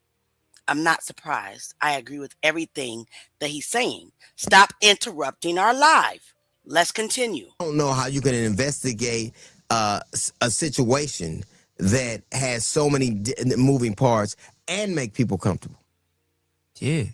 Most times, law enforcement is shaking a tree and see who does what. My parents would have whooped my ass if I held on to that phone. What you got this phone for? Exactly. Exactly. It's a dead person's phone. Right. You turn this shit in. Exactly. I do not understand. I know what it's like to lose a friend, somebody you love. I can't go honestly, I can't go, I'm sure this has brought that up for me. So it's almost every time something happens, I think about it often and what part I could have played. But the one thing I know for sure, I will always question my actions in terms of if I'd have been there, what could happen. But I'll never question how much I loved him and how much a friend of him I was. I hold him in my heart. Right. Up until about 10 years ago, I used to use his name when I checked in the hotel. Don't tell me about a fucking friend. Don't tell me about you scared because people might do you harm. I'm going to say bye to my fucking friend because it's the last time I get to see him. So let's stop using the word friend. Maybe if we were saying acquaintances, maybe if we were saying teammate, maybe you were saying Let's talk about that very important fact. Because if somebody was my best friend or my true friend, guys, you would not be able to keep me from their funeral if I was innocent of any wrongdoing. You see the difference between white and black culture? Innocent black versus white or innocent white culture, allegedly. You're not going to be able to keep us away. I'm going to put on my whole armor of God and I'm going to march in that funeral and I'm going to go up and I'm going to say bye to my friend because I know for a fact I didn't do nothing. Let's keep going because this is interesting. Very interesting. we wouldn't have the import. It wouldn't have the weight that it does. You put that weight on there. You inserted yourself in the story. You said you were his friend. You told us, but you forgot that niggas know what friends are. We know what that means. The fraternity I belong to, I went to that fraternity because of its value and it's connected to friendship. So don't sit up there and tell me, play on the word friend, and then expect me not to hold yourself up to it. Don't talk to me about morality when you do anything other than that. I don't know what you did. I know what you didn't do. You weren't a friend. You weren't that. You can be anything else. Don't call yourself a friend. And if that's a friend to you, if that's a friend to you and somebody who is in that sphere claims to be your friend, you better fucking run. Yeah. You better run. The one thing we know, because we ain't ever had shit else, the one thing we know is friends. And the other thing we know is bullshit. And those people are not acting in any way friendly or people that are concerned about the outcome. Right. To the funeral or the memorial service. Right. Why didn't you go? Obviously, I want to say my last goodbyes to one of my best friends, but I mean, if I'm getting thousands of death threats of people saying they're going to kill me and do crazy things to my family and I just, let's talk about that because I don't believe not one iota in me believes that these kids are being threatened. You know why? Because we don't do that. Our culture, we don't troll you. We don't threaten you. If we're going to do it, we're going to move in silence and we're just going to do that shit. So I don't believe not 1 minute, second, hour, ounce, centimeter, millimeter, whatever, that they're being threatened. Argue with your mama. Don't argue with me. Let's continue. bring myself to go because, you know, I got to put my own safety first. Not just the friends, but the parents of the friends, because you would think that they would know, you know, that it would be the right thing to do to seek justice for another child. Yeah. You know? Like, this shit just blows my mind because it's like, yo, why you holding on to this phone? This is something that can help. Because an adult knows, an adult in authority, an adult who's in the legal realm knows that that's information. Correct. It's time, it's pinging off towers. It puts people in proximity to things. They know how valuable that They've phone been is. coached. They've been coached. Yeah. That boy didn't call, talk about giving. He talked to an adult. If we were watching this on a TV show, everybody, we would all be like, oh, they did it. They did it. You would instantly think that if you were just watching the show and they put all this there, we were watching Law and Order, you'd be like, oh, they did it. If it was, we changed the circumstances around and everybody looked differently, we'd all say they did. The difference is we would say they did it, no matter who did it. Okay, so the person that claims to be, this person right here that claims to be a black person with no profile pic, who are you? You can't speak for us. You're too scared to even show who you really are. So the fact that you put this comment doesn't mean nothing because you're too scared to even show who you really are. So you don't speak for all black people if you are really black. I said what I said. Real black people don't troll. We don't threaten like that, right? I do not believe that these kids are being threatened. And I said what I said. with my face. Okay? Clock it. Clock it. Let's keep going. Right. And if and when, and somebody's going to have done something, if and when, and now I understand that the family, Nolan Wells' family, is serving his friends notices. I will tell you this: if and when we find out that somebody was involved or somebody knew about it, they should sue not only them, but they should sue Brandon Tatum too. You inserted yourself in that. You want a bite of this shit sandwich? Take your part. Right. I guarantee you should have a part of it, because that's what happens. You wanted to be an influencer? Okay. Play that game. You wanted to. I have never, like the one thing, and I'll leave it here, because he said, you can't make me hate white people. I would never want you to hate anybody. I'm not asking you to hate white people. I'm asking you, who the fuck made you hate us? I said this earlier. The same reason that Mississippi feels comfortable with Brandon Tatum, they're comfortable with him as opposed to Al Sharpton and my frat brother Ben Crump, is the exact same reason that ESPN feels comfortable with Stephen A. Smith as opposed to Ryan Clark. How dare you ask questions and be a supporter of the people we're trying to malign? When I saw Ryan Clark, this is Ryan Clark when he was emotional. And this kid, you know, from the West Bank,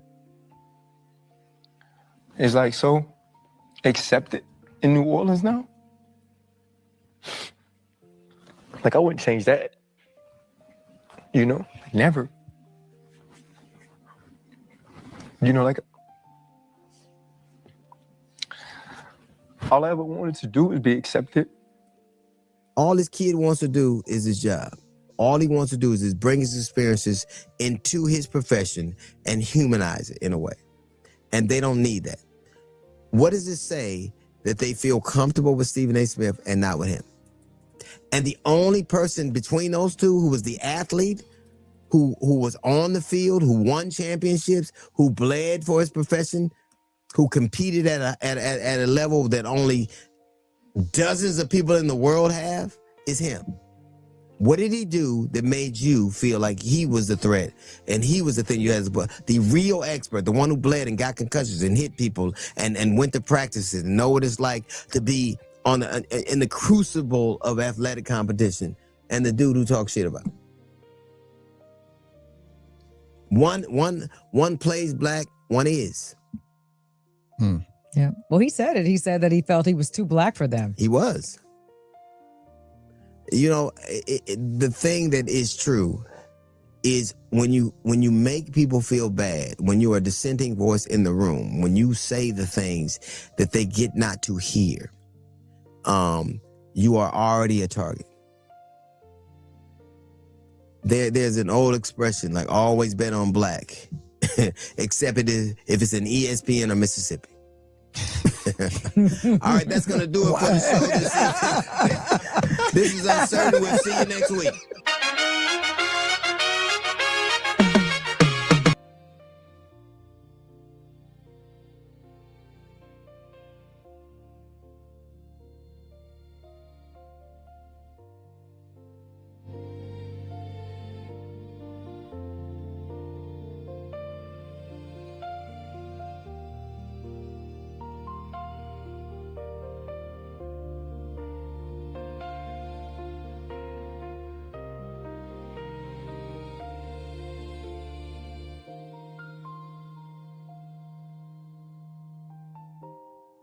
I'm muted. I'm sorry.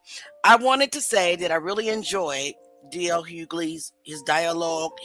This is my first time listening to his podcast, so shout out to D.L. Hughley. He has some very good points, very interesting points about history and about what's going on in society today. Thank you for the respectful dialogue that's happening in the comments. I'm trying to get the trolls out of here as fast as I can. So I do apologize. But before we end tonight, I have one more segment that I wanted to share that we can watch together as a family, as the Truth Gang. If you have not liked the video, I'm asking you to please like the live, please hit subscribe, please hit all notifications, because we are live frequently, mainly almost every evening, but sometimes I need a mental break. I'm not going to lie about that. It's so much that we need to comb through that it's heartbreaking.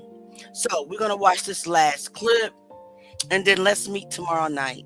Same time, same channel. Let's get into it.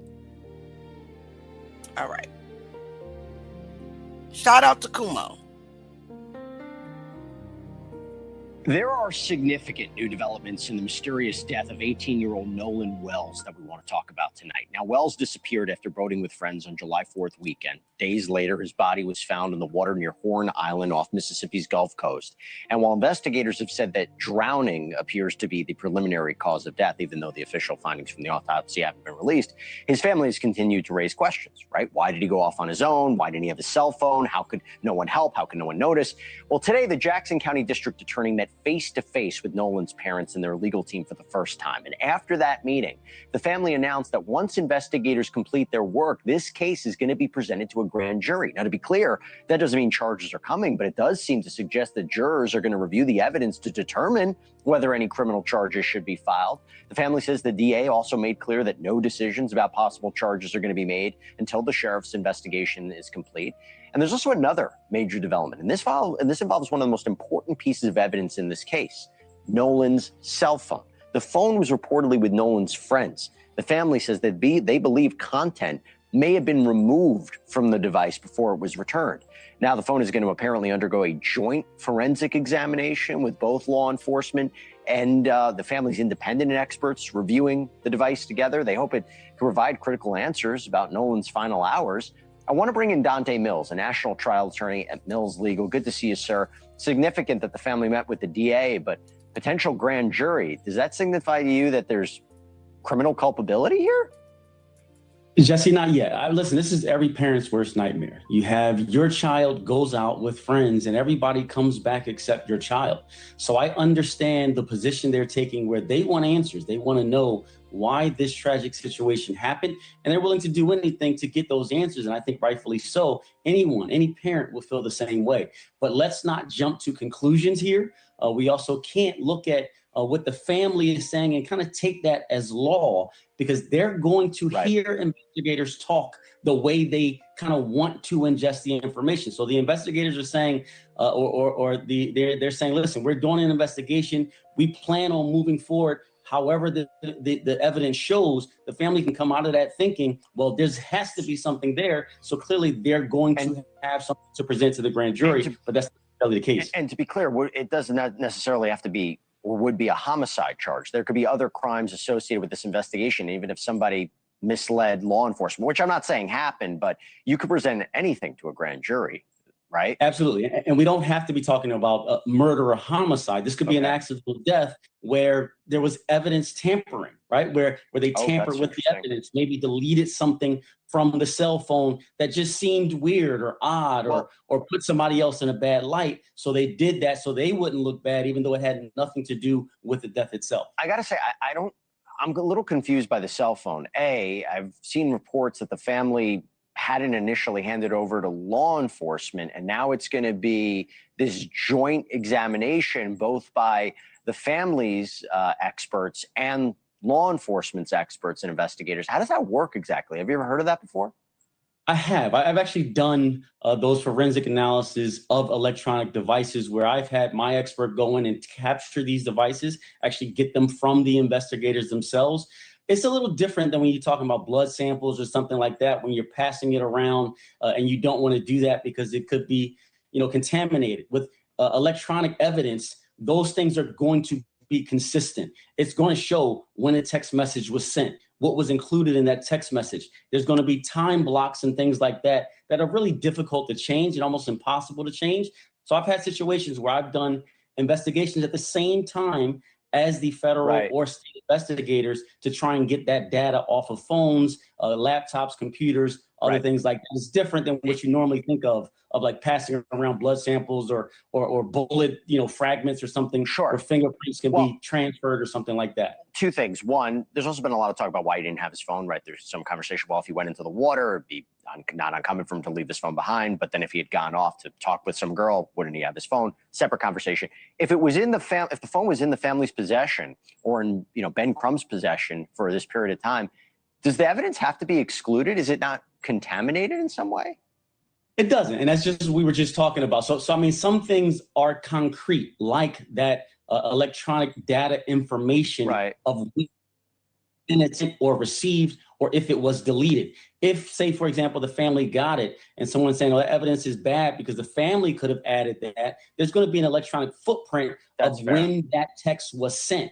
So if it wasn't sent before the death, then obviously it wouldn't be included in any investigation involving the death. That's a little different when you talk about how high stakes those electronic data is, and how actually it shows you how beneficial it is to have that, because that's concrete. Look, the family needs answers. That's the bottom line. I know they're planning an independent autopsy. I know we're still waiting for the official autopsy from the state. So let's see what happens next. Dante Mills, good to see you, my friend. Thank you. Always. Thank you.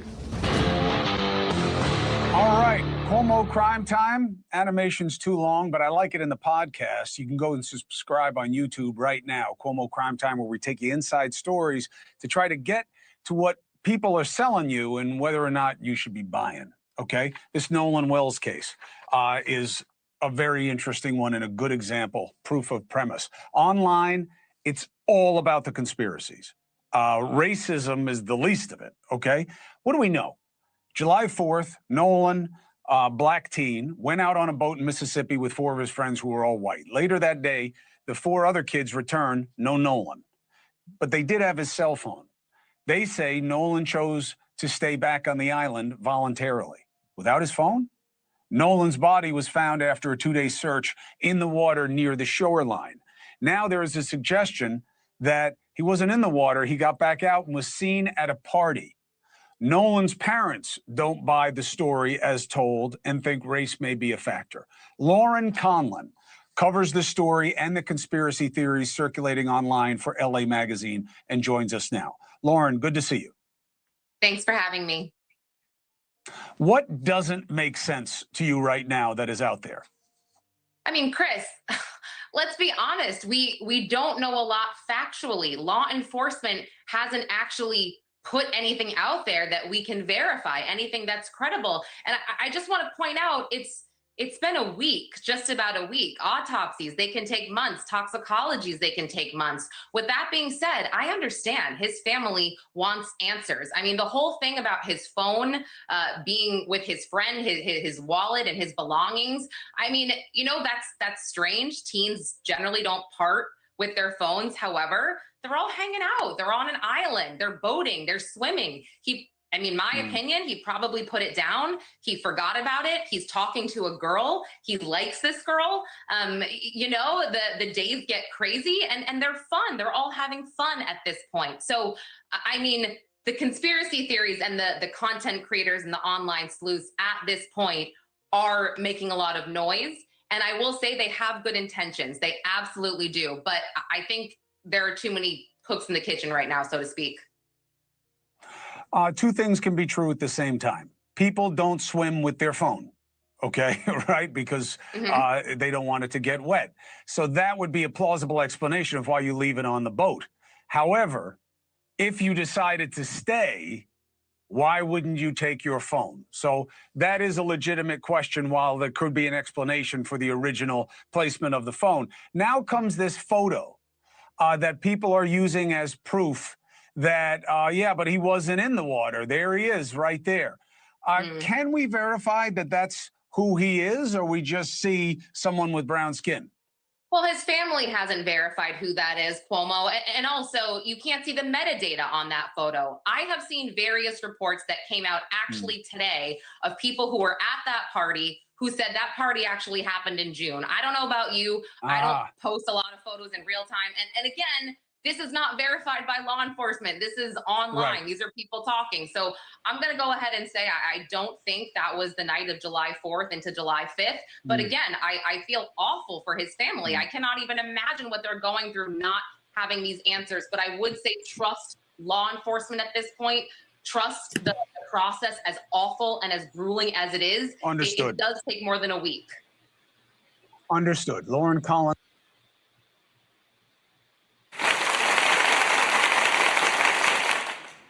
First of all, let's stop and give a shout out to J9. Nephew is in the building. What it do, baby? What it do? You good? Can you hear me? I can hear you. I can hear you, nephew. You there? Okay, guys. So I think he's having a little technical difficulty. So let's get back into the video and we'll hear from him a little later. Thank you. I know you'll be on it, and we're here for it. Thank you very much. No, it's too much going on my headphones. So what do these new records actually tell investigators? Do they answer any of the big questions in the case? For that, I turn to Cheryl McCollum, active crime scene investigator in Metro Atlanta, who's worked on high-profile cases from Tupac Shakur to the Zodiac Killer. She's also the author of Swans Don't Swim in a Sewer. Great to see you as always, Cheryl. So what answers? Does this dispatch audio? Does this this GPS data? What answers do you have now that you get in? You know, you can hear the voice. He doesn't sound panicked. He doesn't sound out of control. He sounds very calculated. There's a problem. They're trying to handle it. The other thing we now have is GPS. Tracking that boat is critical because these boys already made a statement. They already talked to family. They already talked to law enforcement. If their story does not match completely with what that boat did, then they're going to have a problem. Well, from what I can see, it seems consistent in the idea that the boat was having problems. What is interesting is the dispatcher says, is everyone on board and in good health otherwise?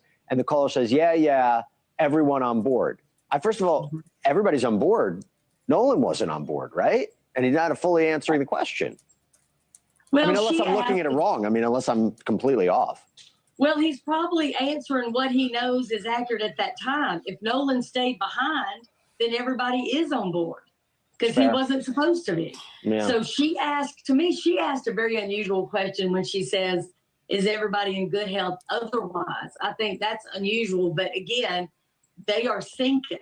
So she's making sure, hey, is everybody on board? Is nobody jumping off? Like if you're really sinking, are you going ahead and, getting in the water? But he says, no, everybody's on board.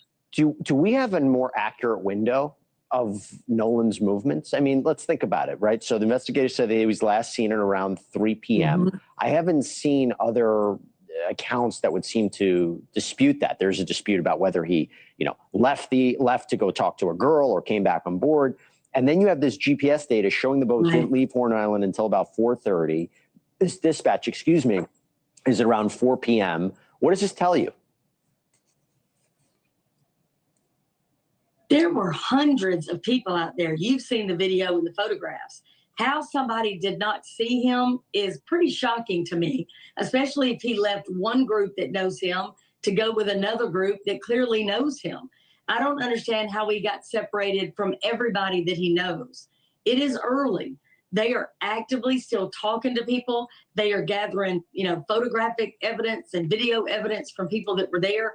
Even if I did not know him, if I'm just taking a video of the whole crowd, I could have captured him. So people that have no connection to him are still turning in evidence to be, looked at and analyzed. And look, his family says it would be highly unusual that he would separate from a group. I also, while I have you, I got to ask you about the phone. Phone's a key piece of evidence in this case. There was a claim that perhaps data was deleted from his phone. He didn't have his phone with him. We know it was announced, according to Ben Crump, who's representing the family, that there's going to be this mutual investigation or examination of the phone, both by the family's private experts and by state investigators. A, is that unusual? And B, what are you hoping to find? I like it. And let me tell you something. You've got a mama that does not understand what happened to her baby, period. She deserves to have those folks look at it. You've got your expert. I've got mine. Y'all are going to look at this thing at the exact same time. There's not going to be a doubt in my mind what is extracted from that phone and what it means. I like that part a whole lot. That to me should happen. There should be no secrets. This is not a situation where you say you've got to wait on the autopsy. Absolutely. You got to wait on toxicology. She doesn't want to wait. She wants to know right now because you're telling me something that for her does not make sense. It has to make sense. And Jesse, you know this from your background in the courts. When you have parents that have lost a child, you have got to give them all the information in a way that they can absorb it and understand it 100%. and eventually accept it.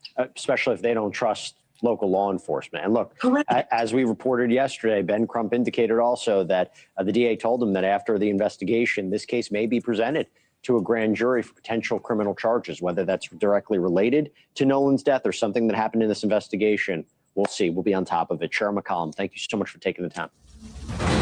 I have yet to see a fact or a piece of evidence that suggests any foul play.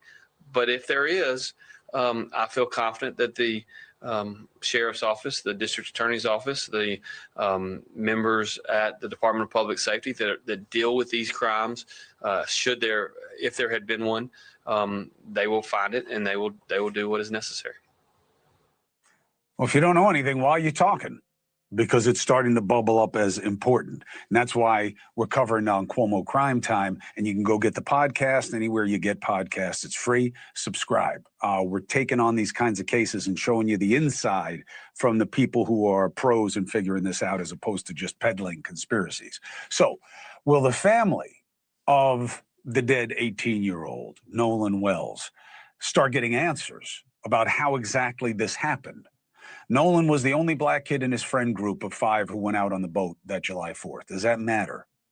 Nolan was also the only one who never returned. That obviously matters. His body was found 2 days after he was reported missing near the shoreline off Horn Island. Did he die in the water or did he die on land? That we're going to know. Police initially said they did not suspect foul play, but his family is insisting on a full investigation. Yesterday, the DA met with Nolan's parents. Afterwards, the family said the case will be presented to a grand jury once the investigation is complete. Interesting. They also said Nolan's phone, which he didn't keep with him when he was separated from his friends, will undergo a forensic inspection from both state and the family's chosen experts. The family believes some of Nolan's messages may have been deleted. Why do they believe that? There's also been new audio released of the boys on the boat that afternoon. Does it mean anything? Let's get some answers. Let's bring in former FBI agent Jennifer Coffindaffer and civil rights attorney Ariva Martin. It's good to have you both. Jennifer, let's start with the nuts and bolts. The audio, does it advance understanding? Not really, Chris. I guess in a sense, it advances the fact that they were discussing leaking on the boat, that a bilge had an issue. Really, that was it. There was nothing in it that showed anything nefarious, any fighting or anything along those lines. So in that aspect, yes, it gave more clarity. When the investigation is done, we will present it to a grand jury. Now, Ariva, that can mean something. It can mean nothing, because you can always go to a grand jury. It kind of gives the accountability over to the jury. No, I think it's an important development, Chris, in this case. This case, basically, Nolan Wells died, and his death is a mystery to all of us at this point. And when you have a case of this nature, a suspicious murder, suspicious death, I shouldn't say murder because we don't know at this point, but a suspicious death, I think it's appropriate for this case to be submitted to a grand jury. And I believe the independent investigation that's happening with respect to the phone is appropriate, as well as this independent autopsy, which the family has also commissioned as well. Look, you got to look at Mississippi. You have to look at the history of racial terror in Mississippi, the history of African-American victims in a state like Mississippi. And I would concur with the family that they should have independent forensic evidence that is presented to a grand jury, because there is no trust that this family has in this law enforcement agency. You have the governor coming out making statements. You said yourself, Chris, if you don't know anything, why are you talking? So to even have a governor weigh in at this early stage is seemingly inappropriate, particularly since we don't know the facts and this notion that there's no foul play. There's no evidence to support that statement whatsoever. That answer will be that question will be answered in large part, Jennifer, by the autopsy. Am I correct? Absolutely. That autopsy is going to show, listen, is there water in the lungs or wasn't there water in the lungs? If there's water in the lungs, that is going to show he likely drowned. If there isn't, that would show that there was foul play and that something happened in advance of him going into that water. So the autopsy is key, along with the toxicology. Ma'am, I've always said that they could have released the cause of death the day that the autopsy was released. I've always explained the difference between the cause of death versus the manner of death. The cause of death is how he died. Did he drown? Gunshot wound, knife wound, or whatever. That's cause. Manner of death is, was it murder? Was it suicide? Was it accidental? They could have told us that weeks ago, but they decided not to. And my question is, and always will remain, why? Let's keep going. And this is points of evidence that are independent, meaning no matter what, both individuals, whether it's the ME or whether it's the independent people conducting the autopsy, should come to the same conclusion because it's scientific. So Dusty, when you were answering the question, said to me, what about the toxicology? Would that decide it? In truth, it goes with your answer. I'll give it to you, Ariva. If there's water in the lungs and the toxicology shows the presence of things, it might help explain why he drowned, but it's still a drowning. And if there's toxicology that's really high and there's no water in the lungs, then it could be suggestive of drugs, but it's what else the autopsy shows, right? Because you can be high and also have been strangled. You know what I mean? You got to see what the autopsy is. You can be intoxicated and still be pushed into water and drowned by other people. So the drowning itself or water in the lungs is not going to be dispositive about whether a crime was committed in this case. We have to have the complete evidence. I want to know what those friends know. We've been getting these shifting narratives, Chris, about what happened that day. Did he stay behind with the girl? Was the girl even on the island? There's some accounts that the girl left the island and wasn't on the island with Nolan Wells. What did his friends know? When did they come forward with the information that they did have access to? So I don't think water in the lungs alone, or even whatever we learn from this toxicology report alone, is going to give us all the answers this family and this community deserve. I know it's not satisfying, Jennifer, but what I keep saying to people is, all I know is at this point, it's not wrong to be asking questions. When you get the autopsy back and they give it to you and it seems to check out with other forensic experts that this seems right, that's when you start exhausting the questions and the answers. But right now, they need to get that piece involved. And as soon as they do, I'm coming back to you so that you can help me understand what we now know and what we still need to know and what it means. Jennifer Coffindaffer, thank you as always. Ariva Martin, good to see you. Thank you for helping. Till the very end and make sure we're dealing with justice. Let's first hear from the mother, Christine Wansley. First of all, I want to say thank you, everyone, for being here. This is not how I wanted the world to meet my son, but here we are.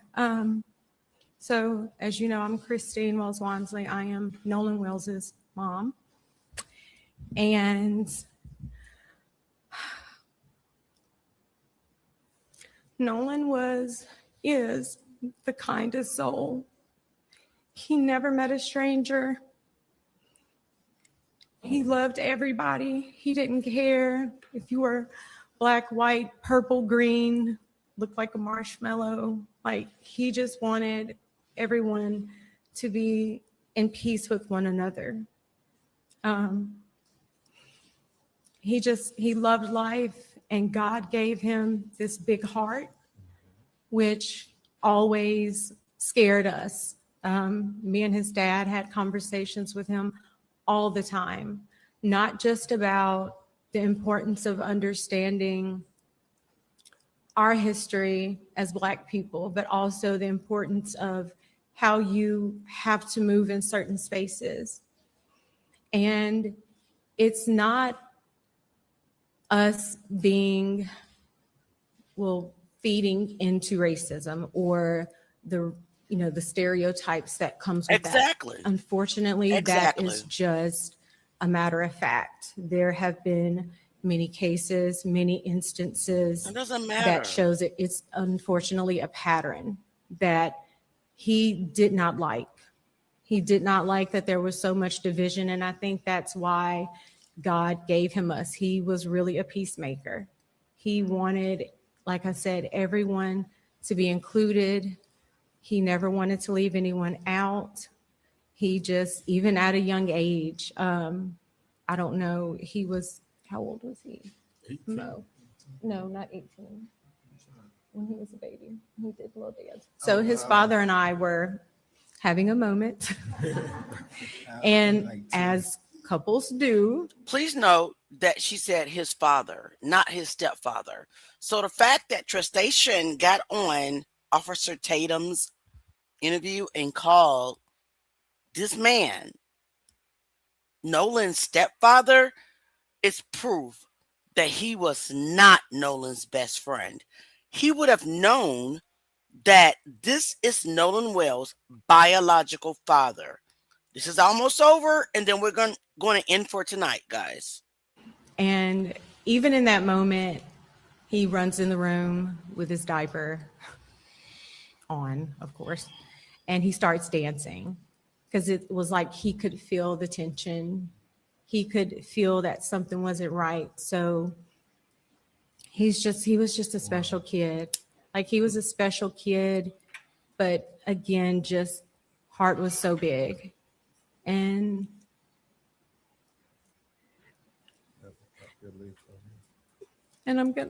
we're gonna miss him dearly.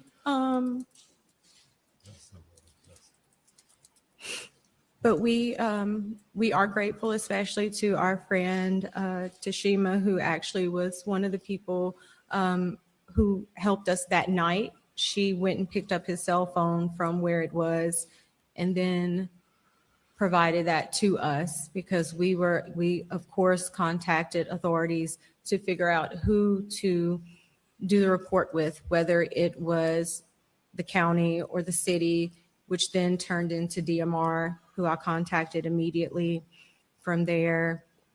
And but How you got the cell phone? so our friend actually, when I called her, Nolan is best friends with her two sons, Jalen and Javon. When I called her, I said, Tashima, have you seen Nolan? He's missing. No one has seen him. No one has talked to him. The boys were actually with her sons. So they opened up their Snapchat, because a lot of the kids do have their locations where they're tracking one another. So one of the boys says, well, it's showing that, I can't exactly remember what his location was showing, but my Live 360 location was showing something completely different. It was actually showing that his phone was like he was on land. And so we ended up, she received the phone from that parent, and then we met up where his car was, which was at a separate location. There were issues obtaining the key. Thank you for watching. Subscribe below and download our News Nation app right now on your phone, and you will get fact-based, All right, guys, unbiased. so that is the end. Nephew J9 did say that he will join again another time. He is tending to his child. We did have somebody else that wanted to come on the panel. If you guys want to come on the panel to voice your opinion and just to make your voice heard, now is the time to do so. The link is in the comments. All right, because we will be ending this live soon. So let me know if you do want to come up. If not, we'll go ahead and we'll end the live stream, and we'll meet tomorrow. We'll meet up tomorrow, because we're not going to stop. We're not going to stop screaming justice for Kendrick Johnson. We're not going to stop screaming justice for Nolan Wells. we're not going to stop screaming free Carmelo Anthony. We're not. So we do have a guest that wants to come on. Hey, salute. Hey, how you doing? I'm doing good. How are you, nephew? I'm doing good. Good. Tell us what's good. What is it that you want to say to the people? I just would like to say how I've been watching this case for a couple of days, the whole month that it's been up. And I kind of have like maybe what you might see as like a controversial Okay, viewpoint about this. let's go. I believe that, number one, the parents grieving and everything that is obviously, of course, like, they lost a loved one. This just so happens to be a Black family. I'm Black as well. So, when someone in our community passes or whatever, and something like this makes like national news, it's like we see a Black family in pain and we see one of our brother's son, cousin, nephews, pass away. We as Black people, we are emotional and spiritual creatures. We know that, everyone knows that.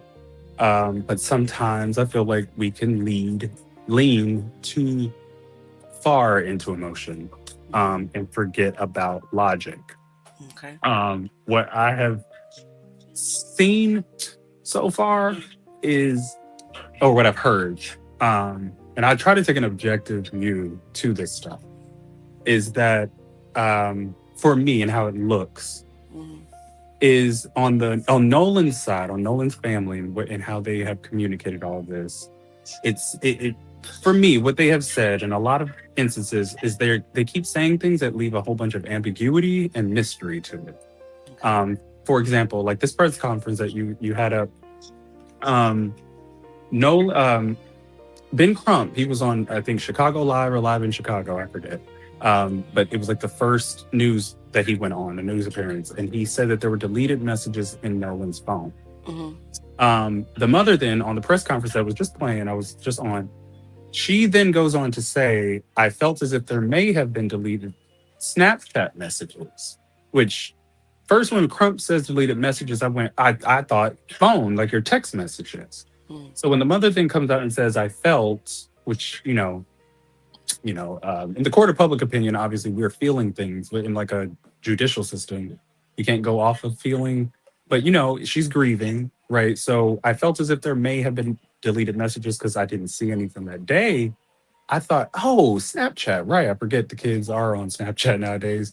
But, you could feel as if they were deleted, but that doesn't necessarily mean that they were. And so, so immediately I'm thinking, okay, your lawyer said one thing, but then you days later say something else. But where your lawyer stated something, a complete sentence that he said it with conviction and fact, what you said leaves a whole bunch of ambiguity. It's like, I feel and there may, and I just had this feeling, and it's like, okay, fine. She's grieving. They then go on to say something about having to identify him by his dental records. Well, immediately I thought, dang, what happened to his body? I know he was in the water, and did a shark get him? Did an alligator get him? They're down in Mississippi. Right. But he then washes up on shore on that Monday morning, and his, everything seemed to be like he had his face, which you could identify him with. He has fingerprints. You can identify him that. So why put out dental records? Like it causes us to kind of, like us as Black people, or just myself, I'll just say myself, we go into this emotional place like, oh Lord, oh my God, and we're holding on to each and every little fact that they, conveniently are just putting out like every week. It seems like just one little fact every week. And it's getting to the point where I think that I won't say that they're necessarily, the parents aren't lying about anything, but I don't believe that we should also be pointing to the boys, right? Because all I've seen on social media are these boys that, they know something, they did something. And so I just don't feel like, my intuition is telling me, I don't think anything is there. I believe that it was accidental. There were about, they reported like 12,000 deaths on July 4th, and 4,000 of those deaths were by water, with the people having alcohol in their system. So about a third of people who died that day, Nolan just so happened to be in that number.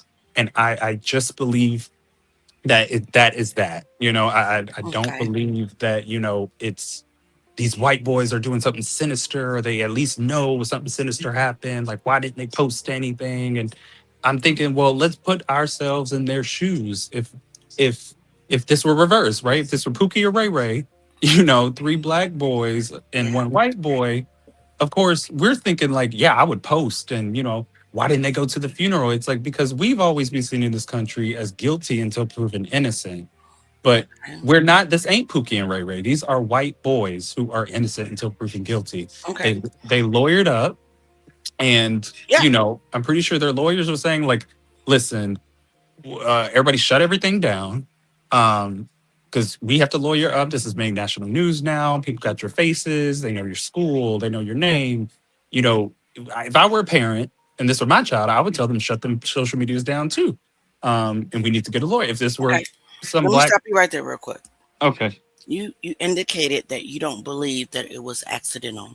I mean, that you believe that it was accidental, right? I believe his death, yes, was accidental and not by the hands of anyone. So let me ask you this. Not the 3 boys. Sorry, the 3 boys. Okay, so I am in agreement with you when it comes to it may not have been the 3 boys, right? But what I disagree with is that if it was accidental, they would have told us how he drowned. Or, let me rephrase that. They would have told us the cause of death, the day that they completed the autopsy. Because what I've been proclaiming, how he died, gunshot wound, stab wound, drowning, etc., they knew at autopsy. Would you agree? Right. Manner of death is different, right? How, Okay. right? Mhm. Unaliving, suicide, accident. That's where tox comes in. Following me? Yeah. So, if it was that simple, if he in fact died accidental as a drowning, they would have came out and said that. Now, I'm not saying that the boys did anything. Never said it. Okay. Right? Okay. Don't know if they did or didn't. Right. Does that make sense? Yes, definitely. What I'm saying is that if it was simple, if the case was cut and dry, Mhm. if it was a simple drowning, they would have said that weeks ago. Right. But instead, they're tight-lipped, which makes a lot of room for speculation. Am I right? Am I wrong? Yes, you are definitely right. Now, who is being tight-lipped? Law enforcement. Aha. Okay. Thank you. Thank you so much. 'Cause Law enforcement. I'm thinking like we're sitting here hanging on to these headlines. Like today they said or was it today or yesterday, where they announced that he was heavily intoxicated. And I saw this podcaster or podcast group, a couple of guys on the podcast saying like, well, why would they criminalize him like that? And things like that. And it's like, to me, I don't think they're criminalizing him. They're trying to state that, being inebriated in a big body of water on a hot day, that is cause for a fatality to happen. It's a possibility it could happen. So why would they hide it though? If that was the Why case? would they hide it? Why would they keep releasing these? Guys, wait. Welcome all to the panel. Let me disagree with you. They're gaslighting. Right. And they're deflecting. Yeah. Yes. Okay. Let's be real. They're trying to create a different narrative. Mm-hmm. In my opinion, right? Mm-hmm. So go ahead, EJ. You finish your statement. I apologize for interrupting, and then That's we'll all right. allow. Is it roguish? Roguish. To interject his opinion as well. So Appreciate it. Okay. It's just I keep thinking like we keep being presented with 2 options, like how 2 truths can be held at the same time. Are we going to go logical with this, where we're just solely based on facts that are being presented, or are we going emotional and black pain and black rage and our money, tying our money to our emotions, and so we're giving money and for what? Like, okay, we know how he passed. He's passed. Like, why the narrative? Why the boys? Why go this way when we see he drowned? Like, and then the boys are saying like they left without him, so that leaves him back on that island. So Wait, I'm sorry. You said we see that he drowned. No one said for a fact that he's drowned, though, right? Nobody. Well, I mean, if he ended up in the water somehow, if he washed up on shore, that means that he had to be in the water at some point to If die. it was any of his fault, they would not have protected themselves prior to any of this story being presented to the public. They took a stance of self-protection as Right. opposed to projecting Nolan being of his own fault. The very first thing that we see of them, the people who was there, those who are interlocked within the system at higher classification levels, and also the state that's going to be backing these is up, right? Was a self protection. It wasn't, hey, you shouldn't have been drinking like that, Nolan. That wasn't the stance that they took. They instantly took some type of measure to protect themselves. That in and of itself is suspect. True. Just like them releasing the statement before any body was even recovered that there was no foul play. I agree with you there. I agree, like, whether you agree with me or not, if there was if these were two other different social or racial demographics involved, it would still be a suspect. That would still be suspect. Yes. Why are you guys lawyering up? Why the protection among, against yourselves? Why would the parents go to lawyer up with their 18-year-old children whose faces are now out there, whose location is now out there? Why would we lawyer up? Why would you lawyer up first? To protect myself. It's a bad move. I mean, it's a bad move socially, to the public, the court of public opinion. But legally, I'm gonna call my lawyer, shut down my social media. Like, and then the mom, the judge mom, the mom who's a judge, she released a statement saying, I went to school with Nolan's mom. I love Nolan.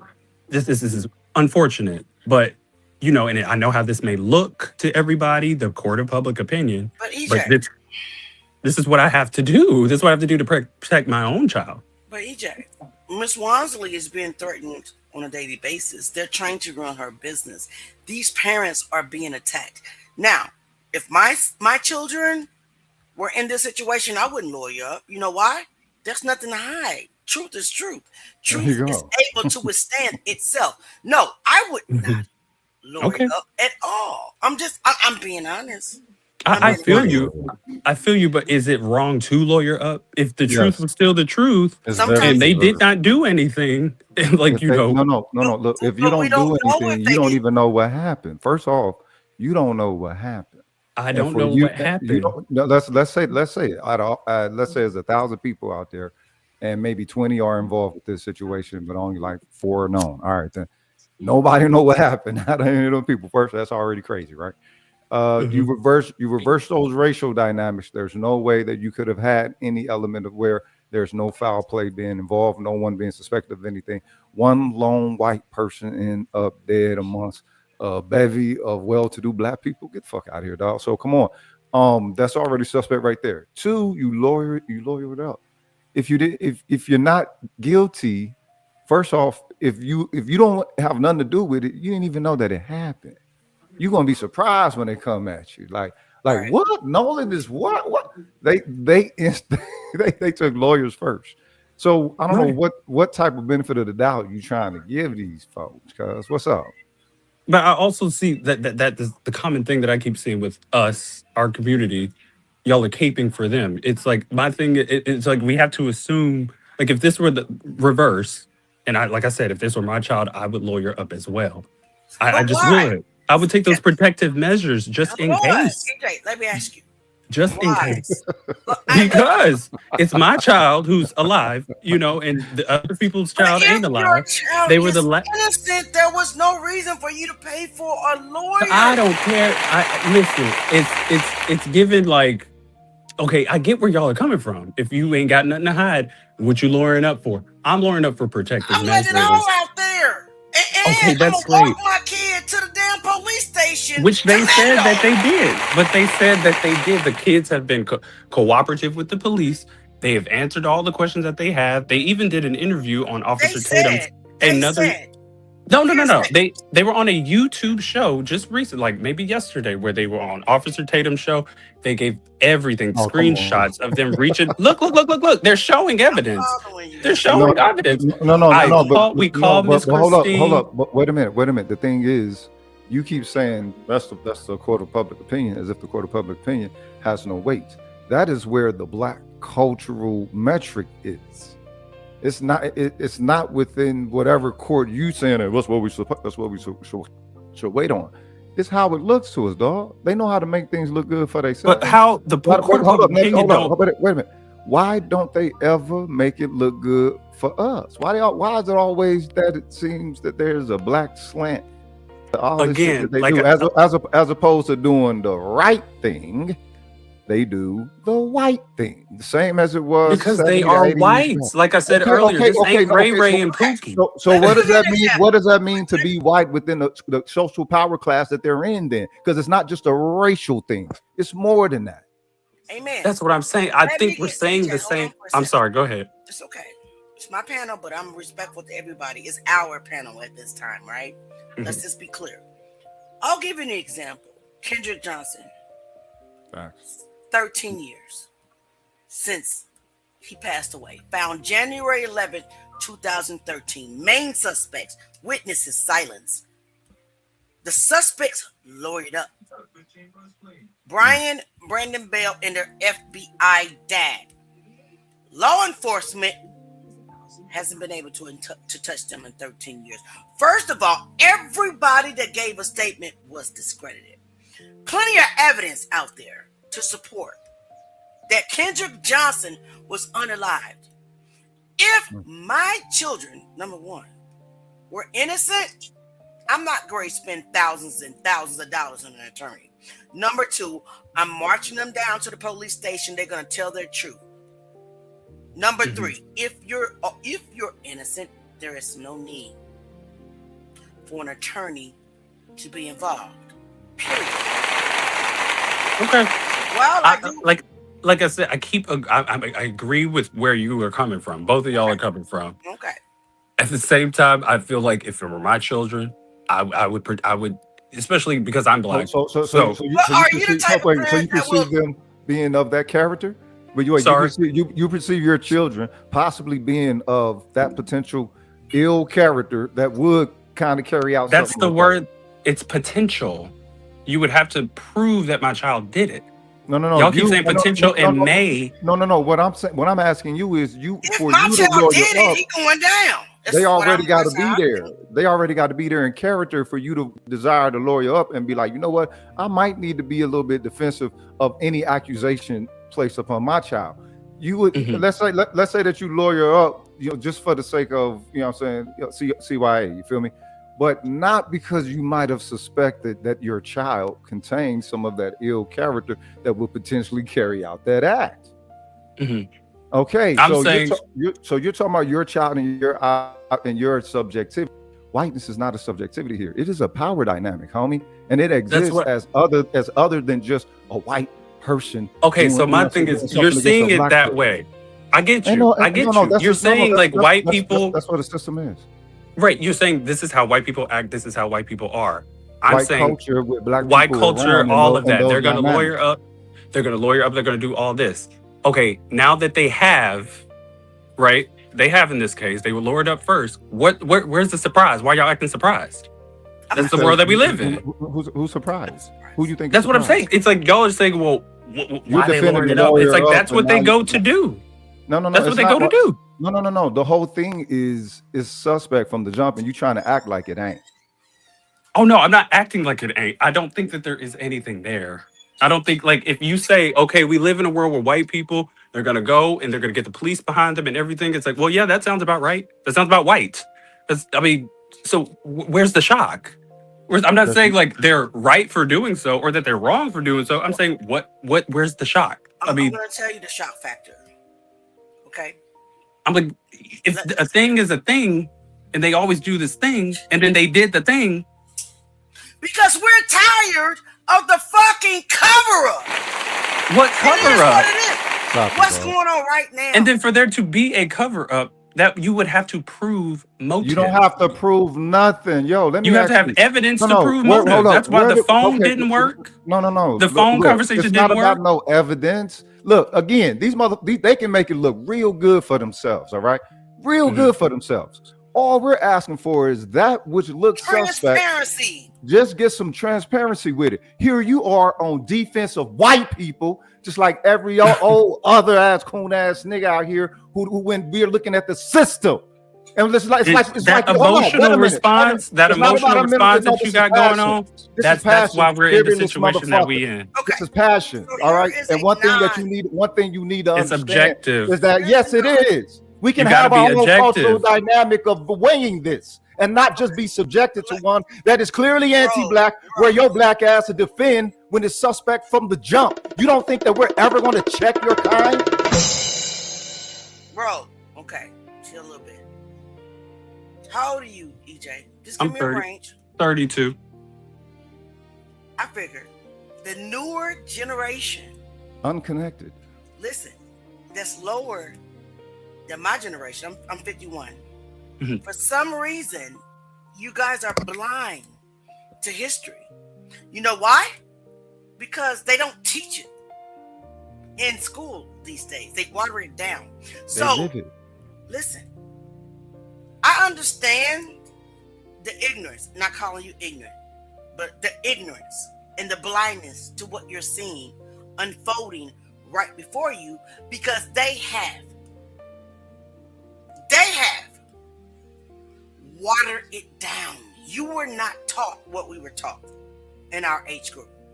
You don't understand the history, and you don't know the history unless you've lived it. I myself was blind as well. Okay? So what I'm going to ask you to do is be more mindful of the older generations. Be more mindful of the ones who have lived it and experienced it. Because even their blackness is merely non-whiteness. He's not black. He's non-white black. You got a lot of black people out here where y'all claim black, you know what I'm saying, in the classification, the default classification. But there's nothing to it, because it's merely just a color to them in the way that they believe white people defined it, or the power dynamics define it. They don't define their own blackness. Okay, but back to the case and blackness, but back to the case and the facts. We're not going to debate like if I'm black or not. But no, you are. Of course black. I am. But you know, black people, as you know, we're not a monolith. We all don't think the same way.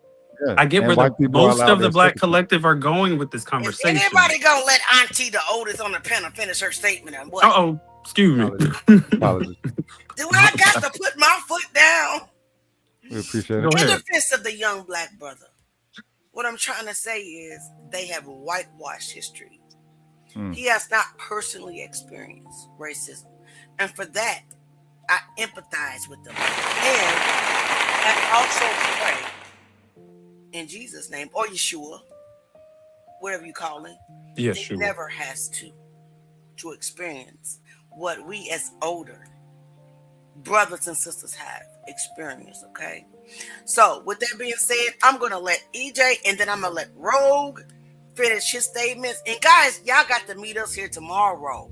Same time, same place, okay? Open panel again. EJ, I know you black. Yeshua. I get it. Listen, look. Hey, I've been watching this in second grade. All right. I've been watching this in second grade. You got black people and you got non-white people. Do you see my Bible? I get it. I see it. Yeah. The Ethiopian. Yeah, right. Exactly. We're here. I got you. Okay. I call him Jesus in Yeshua. Right. Right? I love okay. Okay. My question to you two is I got one question for you. Go ahead.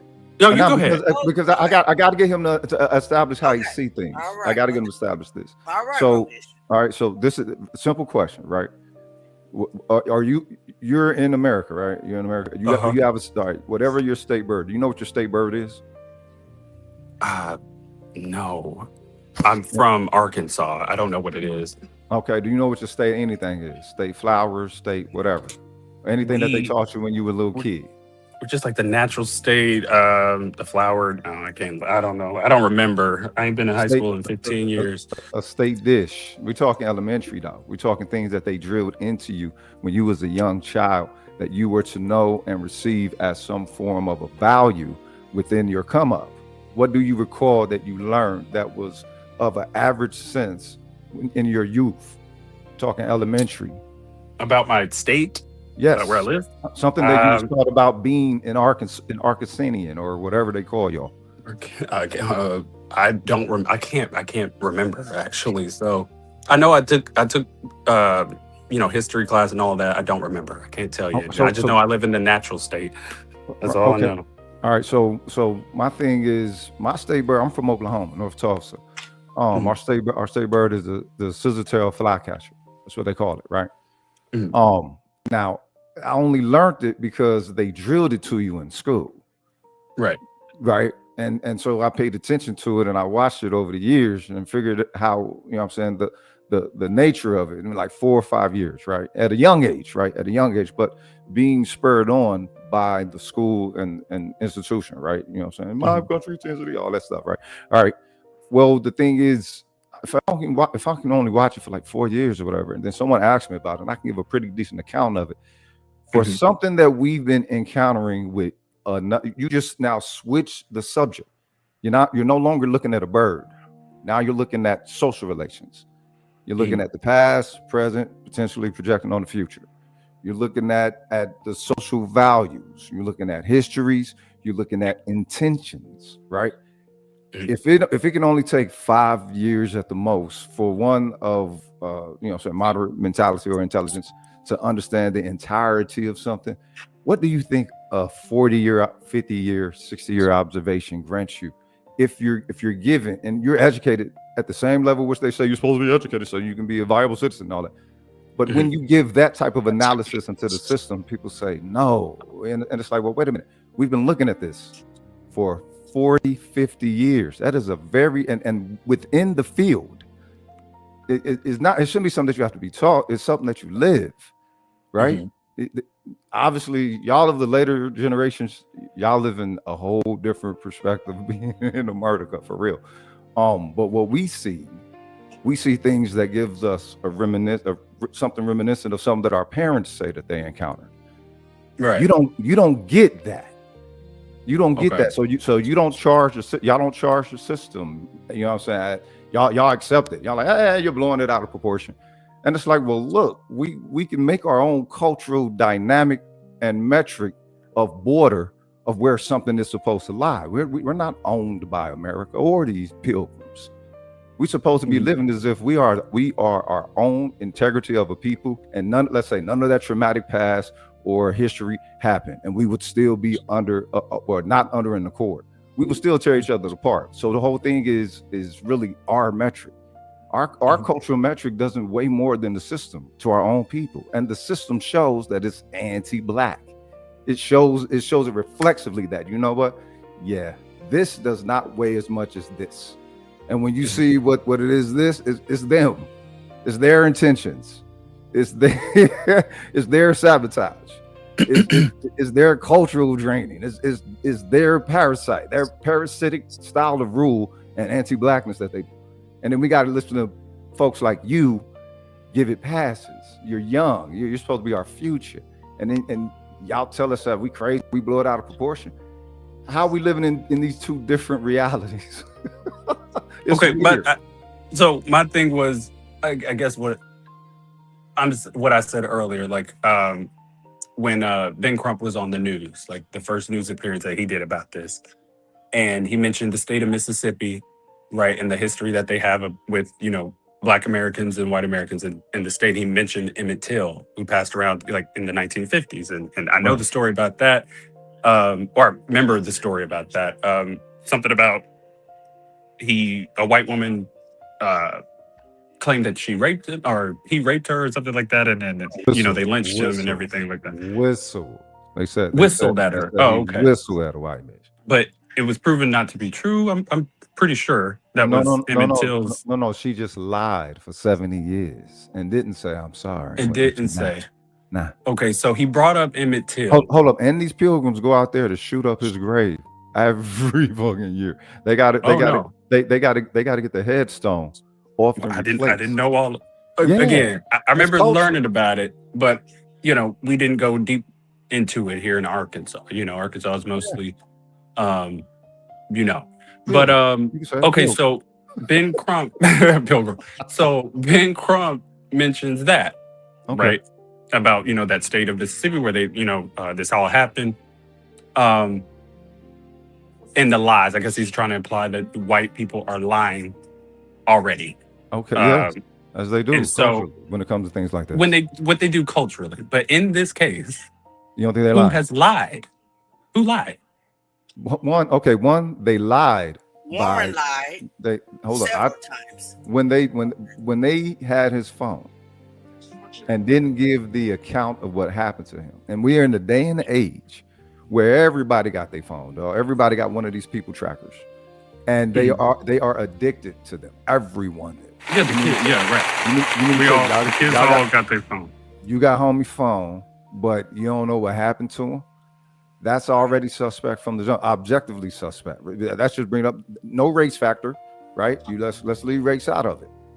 Are you? And then how many of y'all was out there? All right, then. And then wait. If Nolan didn't have his phone, right? If the phone was left on, according to them, I'm just going off what they're saying. If the phone was left on the boat, they found the phone on the boat when they were getting off the boat, and then they put, like the boy said, he put it in Nolan's car, right? When they got back to the mainland or whatever. Okay. How could you know what was going on with Nolan? If you got his phone, you can't text him. So, how could you know? How could you not know? How could you not know? How could you not? If he don't have his phone to check in with him, the phone is with me. I got your phone, so I don't know what's happening to you. He just and hold up. He just conveniently happened to not have his phone, being drunk, fell in the water or whatever, right? Oh, like come on. No. The first thing they do. I'm going off again. The first thing they do is lawyer up. Do you have any idea the type of online and actual social backlash that this would have if this was the inkwell and you had a reverse racial dynamic with this? That's what I'm saying. It's like y'all keep saying it's Ray and Pookie. It's like I get where you come from. Y'all keep saying this. No, it's not about Ray and Pookie. It's about power. Stop doing that. We're not talking. That's what I'm saying to you. I'm saying people lawyer up. That's what they do. Well, it's not about the lawyering up. Listen, it's about how it looks. No. You already got white people that are coming out talking about, look, do not be anywhere with us if you are the only black person. Right? Now check this out. If there's no white person that will ever be in that much danger just because they're white amongst a sea of black people. Hold up. Caveat. Let alone so-called upper class black people. That's why I inserted the ink well. We're not just talking about a white versus black thing. We're talking classification. The real white people, all right? Not no redneck peckables. We're talking those who consider themselves high society and blah blah blah blah blah. Yeah, okay. And you really think there's a black equivalent, in Baldwin in Baldwin Hills? Can't no pilgrim. Well, definitely not in Mississippi. Definitely not in Mississippi. I'm saying, but that matters though. Okay, class matters. I got you. Yes. Okay, but Nolan, it was said that he got off that boat. This is what they're saying. It was said that he got off the boat and that he went on another boat with somebody else. They pulled off allegedly. All right, I'm just going what the facts of what has been presented. I won't say facts. What has been presented from their side. They left him over there because he gave him permission. Nolan said, "No, I'm gonna hang back." Why would he stay? He had other friends out there. There was other people out there. Why wouldn't the other people make sure he had a ride home? See that's if you had y'all let me finish, I would have got to that. Now somebody out there knows. I'm just saying these three white boys that he came over there with that claimed that they moved on without him, and he left his phone in the thing on the boat. Because if you're in the water where some of these people were, you wouldn't have your phone. He left his phone on the boat. They pulled off. I'm pretty sure they both realized the phones are waterproof these days. The phones are waterproof. Sure. I'll give you that. Sure, they're waterproof and all that. Listen, they say he left his phone because he had to swim. That's Right, what because they were out in the water where they dock the boats at. he didn't It's have like to swim. He had a word in the water. right. They go. It goes up to the waist. Right. Word in the water, children. I feel you. Look, He but they didn't go. have to swim. They were. That's what. listen. Where they. God's gonna trouble the water. God's gonna trouble the water. He didn't have to swim. That's been the boom. So they get to the land, but we all know that he didn't have his phone, right?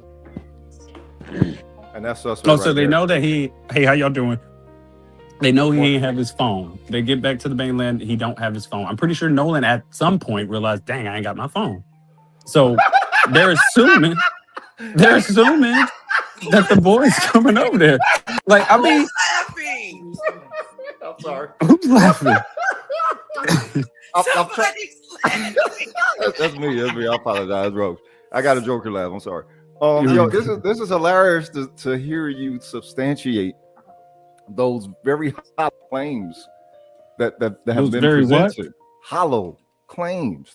They're so hollow. Look, the fact that even I will lawyer up. No one innocent is going to lawyer up right off the bat. That means if you lawyer up, you know what happened. That's the whole issue. If you lawyer up, you know what happened, or you are connected to what happened. If you're not the cause, then you're connected to it. Okay, so I assume that y'all's stance is that the boys did something to him. What are y'all talking about? What you mean did something? No, my stance is they are the cause of his mortality. Somebody doing there. What? Don't know. We don't know. They won't fucking. That's all. What do you mean? they lied to I him. mean, but if he washed up on shore, he had been in the water, right? Wait a minute. They first said no signs of foul play. First and foremost, before they even did it. Before they did. Okay, they said no foul play. Fine. Wait. Before they did a deep enough investigation to. Oh, you're right. And I acknowledged that earlier. Wait a minute. Hello. I'm not done. You all right, dog? Voice change? Yeah, am I coming through okay? Yeah, we can hear you, though. All right, so look. They declared that there was no foul play before the body was even recovered. I said that earlier. No. Real quick, can I ask? Will you let me? I'm gonna finish what I'm saying, because if we was in the physical, both of y'all would let me finish what I'm saying. You feel me? All right. Oh, okay. And don't speak for me. What the fuck's wrong with you? All right. So for the 19th time, they declared that there was no foul play before the public taste could be soothed of saying, yo, what the F? The whole public's like, yo, what the F? Oh, no foul play. Wait a minute. They lawyered up first. Somebody suspects something. We don't know who it was, but at least we know somebody on that side already suspects something. That's why they lawyered up. It was just a bad look, dog. And it's like they're not giving a care how much of a bad look they're giving, and it's giving the vibes like it's 1926. Dun, dun, dun. It's giving those vibes. Okay, so I implore you. I go ahead. I was just gonna ask, since I came in late, what case are y'all talking about? The Nolan Wells case. You know what case we talking about. Oh, okay. Well, okay. I implore you. Is Officer Tatum, officer? Hold on a second. That dude that I just dropped down, he was about to troll. That's why he was dropped down. Listen, I don't take no shit on my platform. Y'all should know, Auntie don't take no shit. Don't come up here with the shit. Don't start no shit. It won't be nothing. I'm actually trying to have an education. Right. I'm with you. I'm just saying. So the white boys get on Officer Tatum. I implore y'all to please go watch it on YouTube. I know y'all probably gonna take it with a grain of salt. I will get on there. They have their evidence, what they assume is their timeline of events, right? Because there's one side, this side, and then the truth. From their perspective, I'm not defending anybody. I'm just saying. I watched it. They are saying that they gave the phone back when they finally found the phone. His mom, or she said she sent out somebody to get the phone.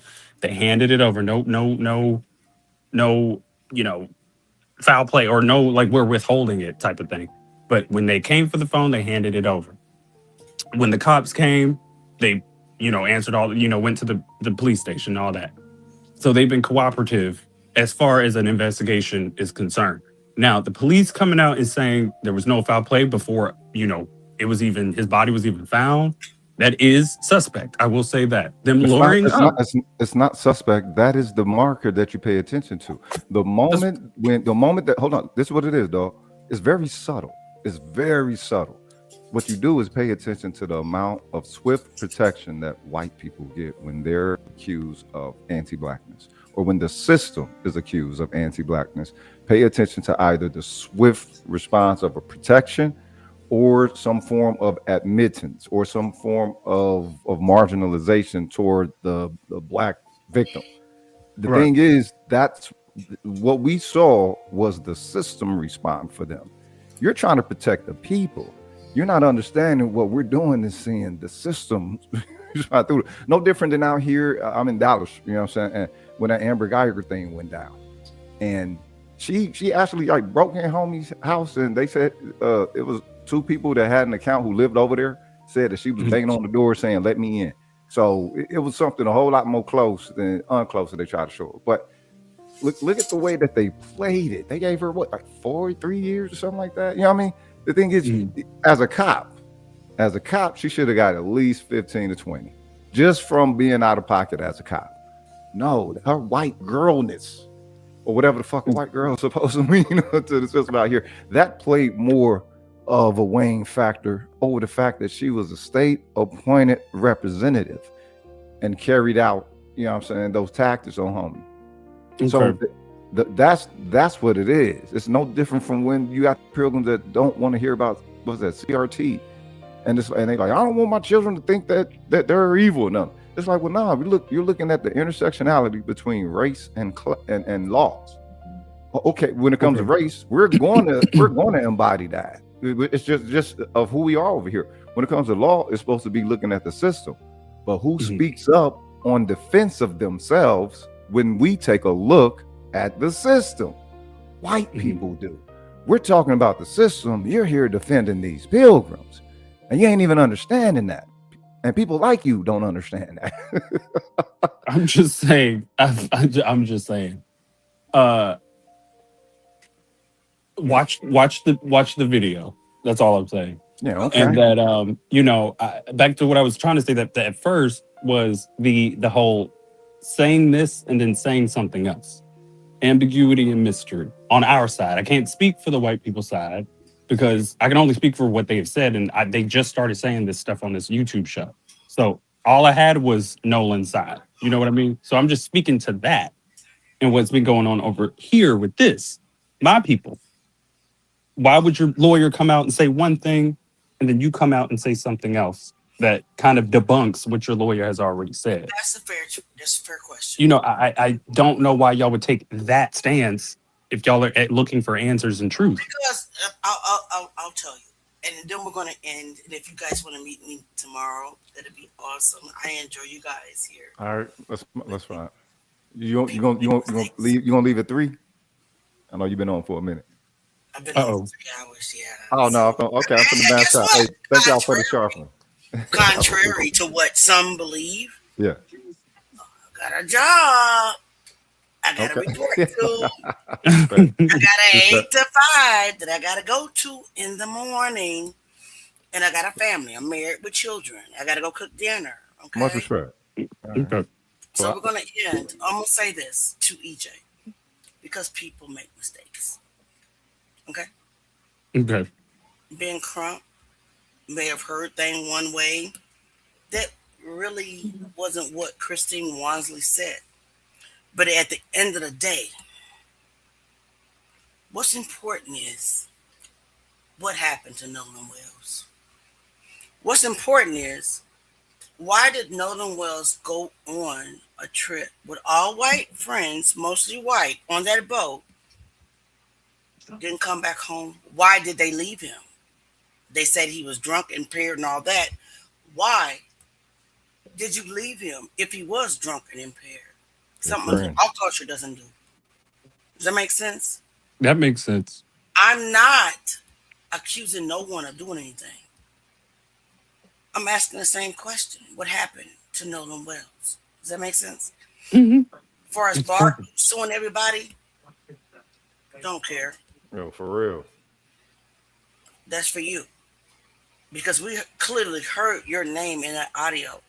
Yep. And Officer Tatum, show me Bart's boat. Show me Bart's boat. Okay?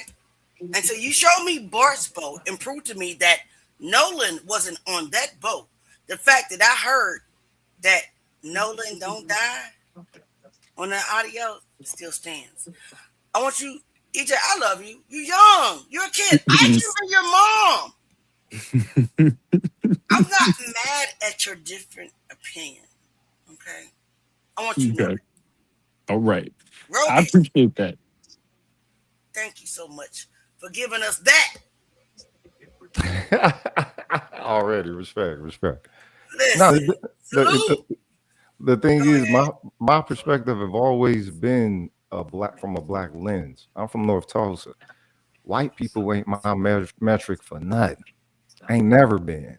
I'll tell you this about white people. There are some beautiful black and white people in this world. I'm not gonna lie.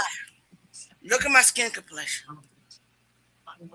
I'm black, according to America, but there is some white. I love all people, and let's not be oblivious to the fact that there are some beautiful white people in our nation. They exist, and they understand our pain, right? Never one's in power. That's my issue. My issue, but that's the whole thing. We're looking at this as if we're all the same citizen and we all have the same social worth within the society, and we don't. The thing, when I say white, I'm talking about that white dynamic that can influence upon our reality. I agree with you. That's what I'm talking about. And when it happens, it's usually for the detriment. Again, I'm from Black Wall Street. I don't cut no peckerwood, no slack. I'm sorry. All the rest of y'all in the South do. On the West Coast, definitely. East Coast, definitely. Midwest, we don't play like that because they raw with us in the Midwest, right? It's either black and white, and they make it like that. You're right. I agree. The Bible even speaks of wickedness in high places. That's exactly who you're speaking of. Yeah. The way that they rule. It's just the way that they rule. If they rule differently and they rule righteously, we can rock. It's like, look, it's a bad look. If it wasn't Nolan Wells and it was Yakhmin or some Habib dude, it would still look just as suspect. Like, hey, yo, what are y'all trying to do to him? It don't matter if dude is black. The thing is, it's just a bad or white, look. right? Or white. It's like, look, if it's a bad look, it's a bad look. That's the whole thing. Right. And it just so happened when it's us, here comes the same remote evasiveness that we patternly become understanding to identify. And it's like, all right, then, what the hell? You gonna tell me I'm crazy 40 years? I agree with you, Rogic. And I want you to know that I appreciate you, and from the depths of my heart, I love you. Love y'all. I love you. Love this conversation. And if you don't know who I am Auntie Leah. I'm the internet auntie. Right? We will be back tomorrow to continue the conversation. We will forever speak justice for Nolan Wells. Justice for Kendrick Johnson. Justice for Daniel Irvin. Justice for Tyler Smith. Justice for Mo. On that note, guys, we gotta go. I'm See y'all tomorrow. Anthem. Salute. All right, bye-bye. Y'all listen to the words because it is the truth game. Same views. Love you, nephew and nephew. Bye-bye. Come back tomorrow. Subscribe. Everybody in comments. No matter where it led, we still going. Hit the like button. Subscribe. Hit the notifications. Meet us tomorrow. We been hurt, but we still don't break. Every lie getting heavy, feel the weight that it takes. No silence, no fear. We've been carrying pressure. Carry that.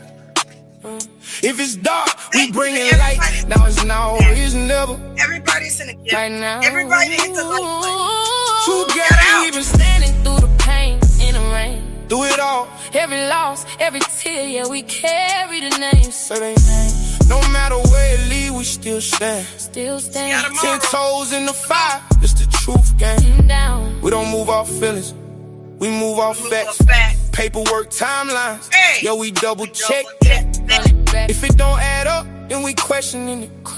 If it's hidden in the dark, we addressing it. Bring it out. They want silence, they want fear, they want control. They want narratives, push that we don't expose. They lie, but we build different, yeah, we cut from truth. Real talk. We don't water down proof just to make it sound smooth. No way. We ain't running from nothing but a lie. Nah. And when we do run, we running towards the truth. Go time. Every step heavy, but we still don't fold. Because the truth worth more than gold. True game. We been hurting, but we still don't break. Don't break. Don't break. Every lie getting heavy to the way that it takes. That way. We want the truth. The truth. Nothing but the truth.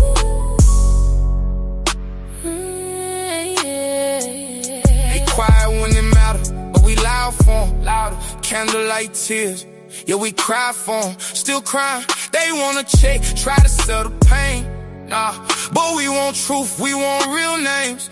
Real names. Ain't no healing if the truth is. No head, ain't no peace if they slide it. They politic trying to twist the story, but we 10 toes, yeah, we fight for it. Stand on it. We done seen cover-ups, we done seen delay. We done seen the evidence get pushed away. Pushed out. We done seen families cry with no answers. While the truth get buried under lies and distractions. But we still here and we still pushing forward. Even when it get heavy, we going harder. It's bigger than views, bigger than fame, bigger. This about justice, this about names. Say they name. It's for every mama still crying. Still crying. It's for every name they keep hiding. Say their names. It's for every truth they deny. They lie. We still here. We still rising. We rising. True game, we been hurt, but we still don't break. Don't break. Don't break. Don't break. Yeah. Every lie getting heavy, feel the weight that it take. That way. That way. Yeah. No silence, no fear. We been carrying pressure. Carry that. If it's dark, we bring it light. Now it's now or it's never. Right now, right now. True game, we been standing through the pain and the rain. Through it all. Every loss, every tear, yeah, we carry the name. Say they name. No matter where it lead, we still stand. 10 toes in the fire, it's the truth game. 10 down. We want the truth. Truth. The truth. Love y'all. The truth. See y'all tomorrow. Peace and love. Thank you for stopping by. Peace and love. Please like, share, and subscribe. Thanks for coming. Please like, share, and subscribe. Come back again.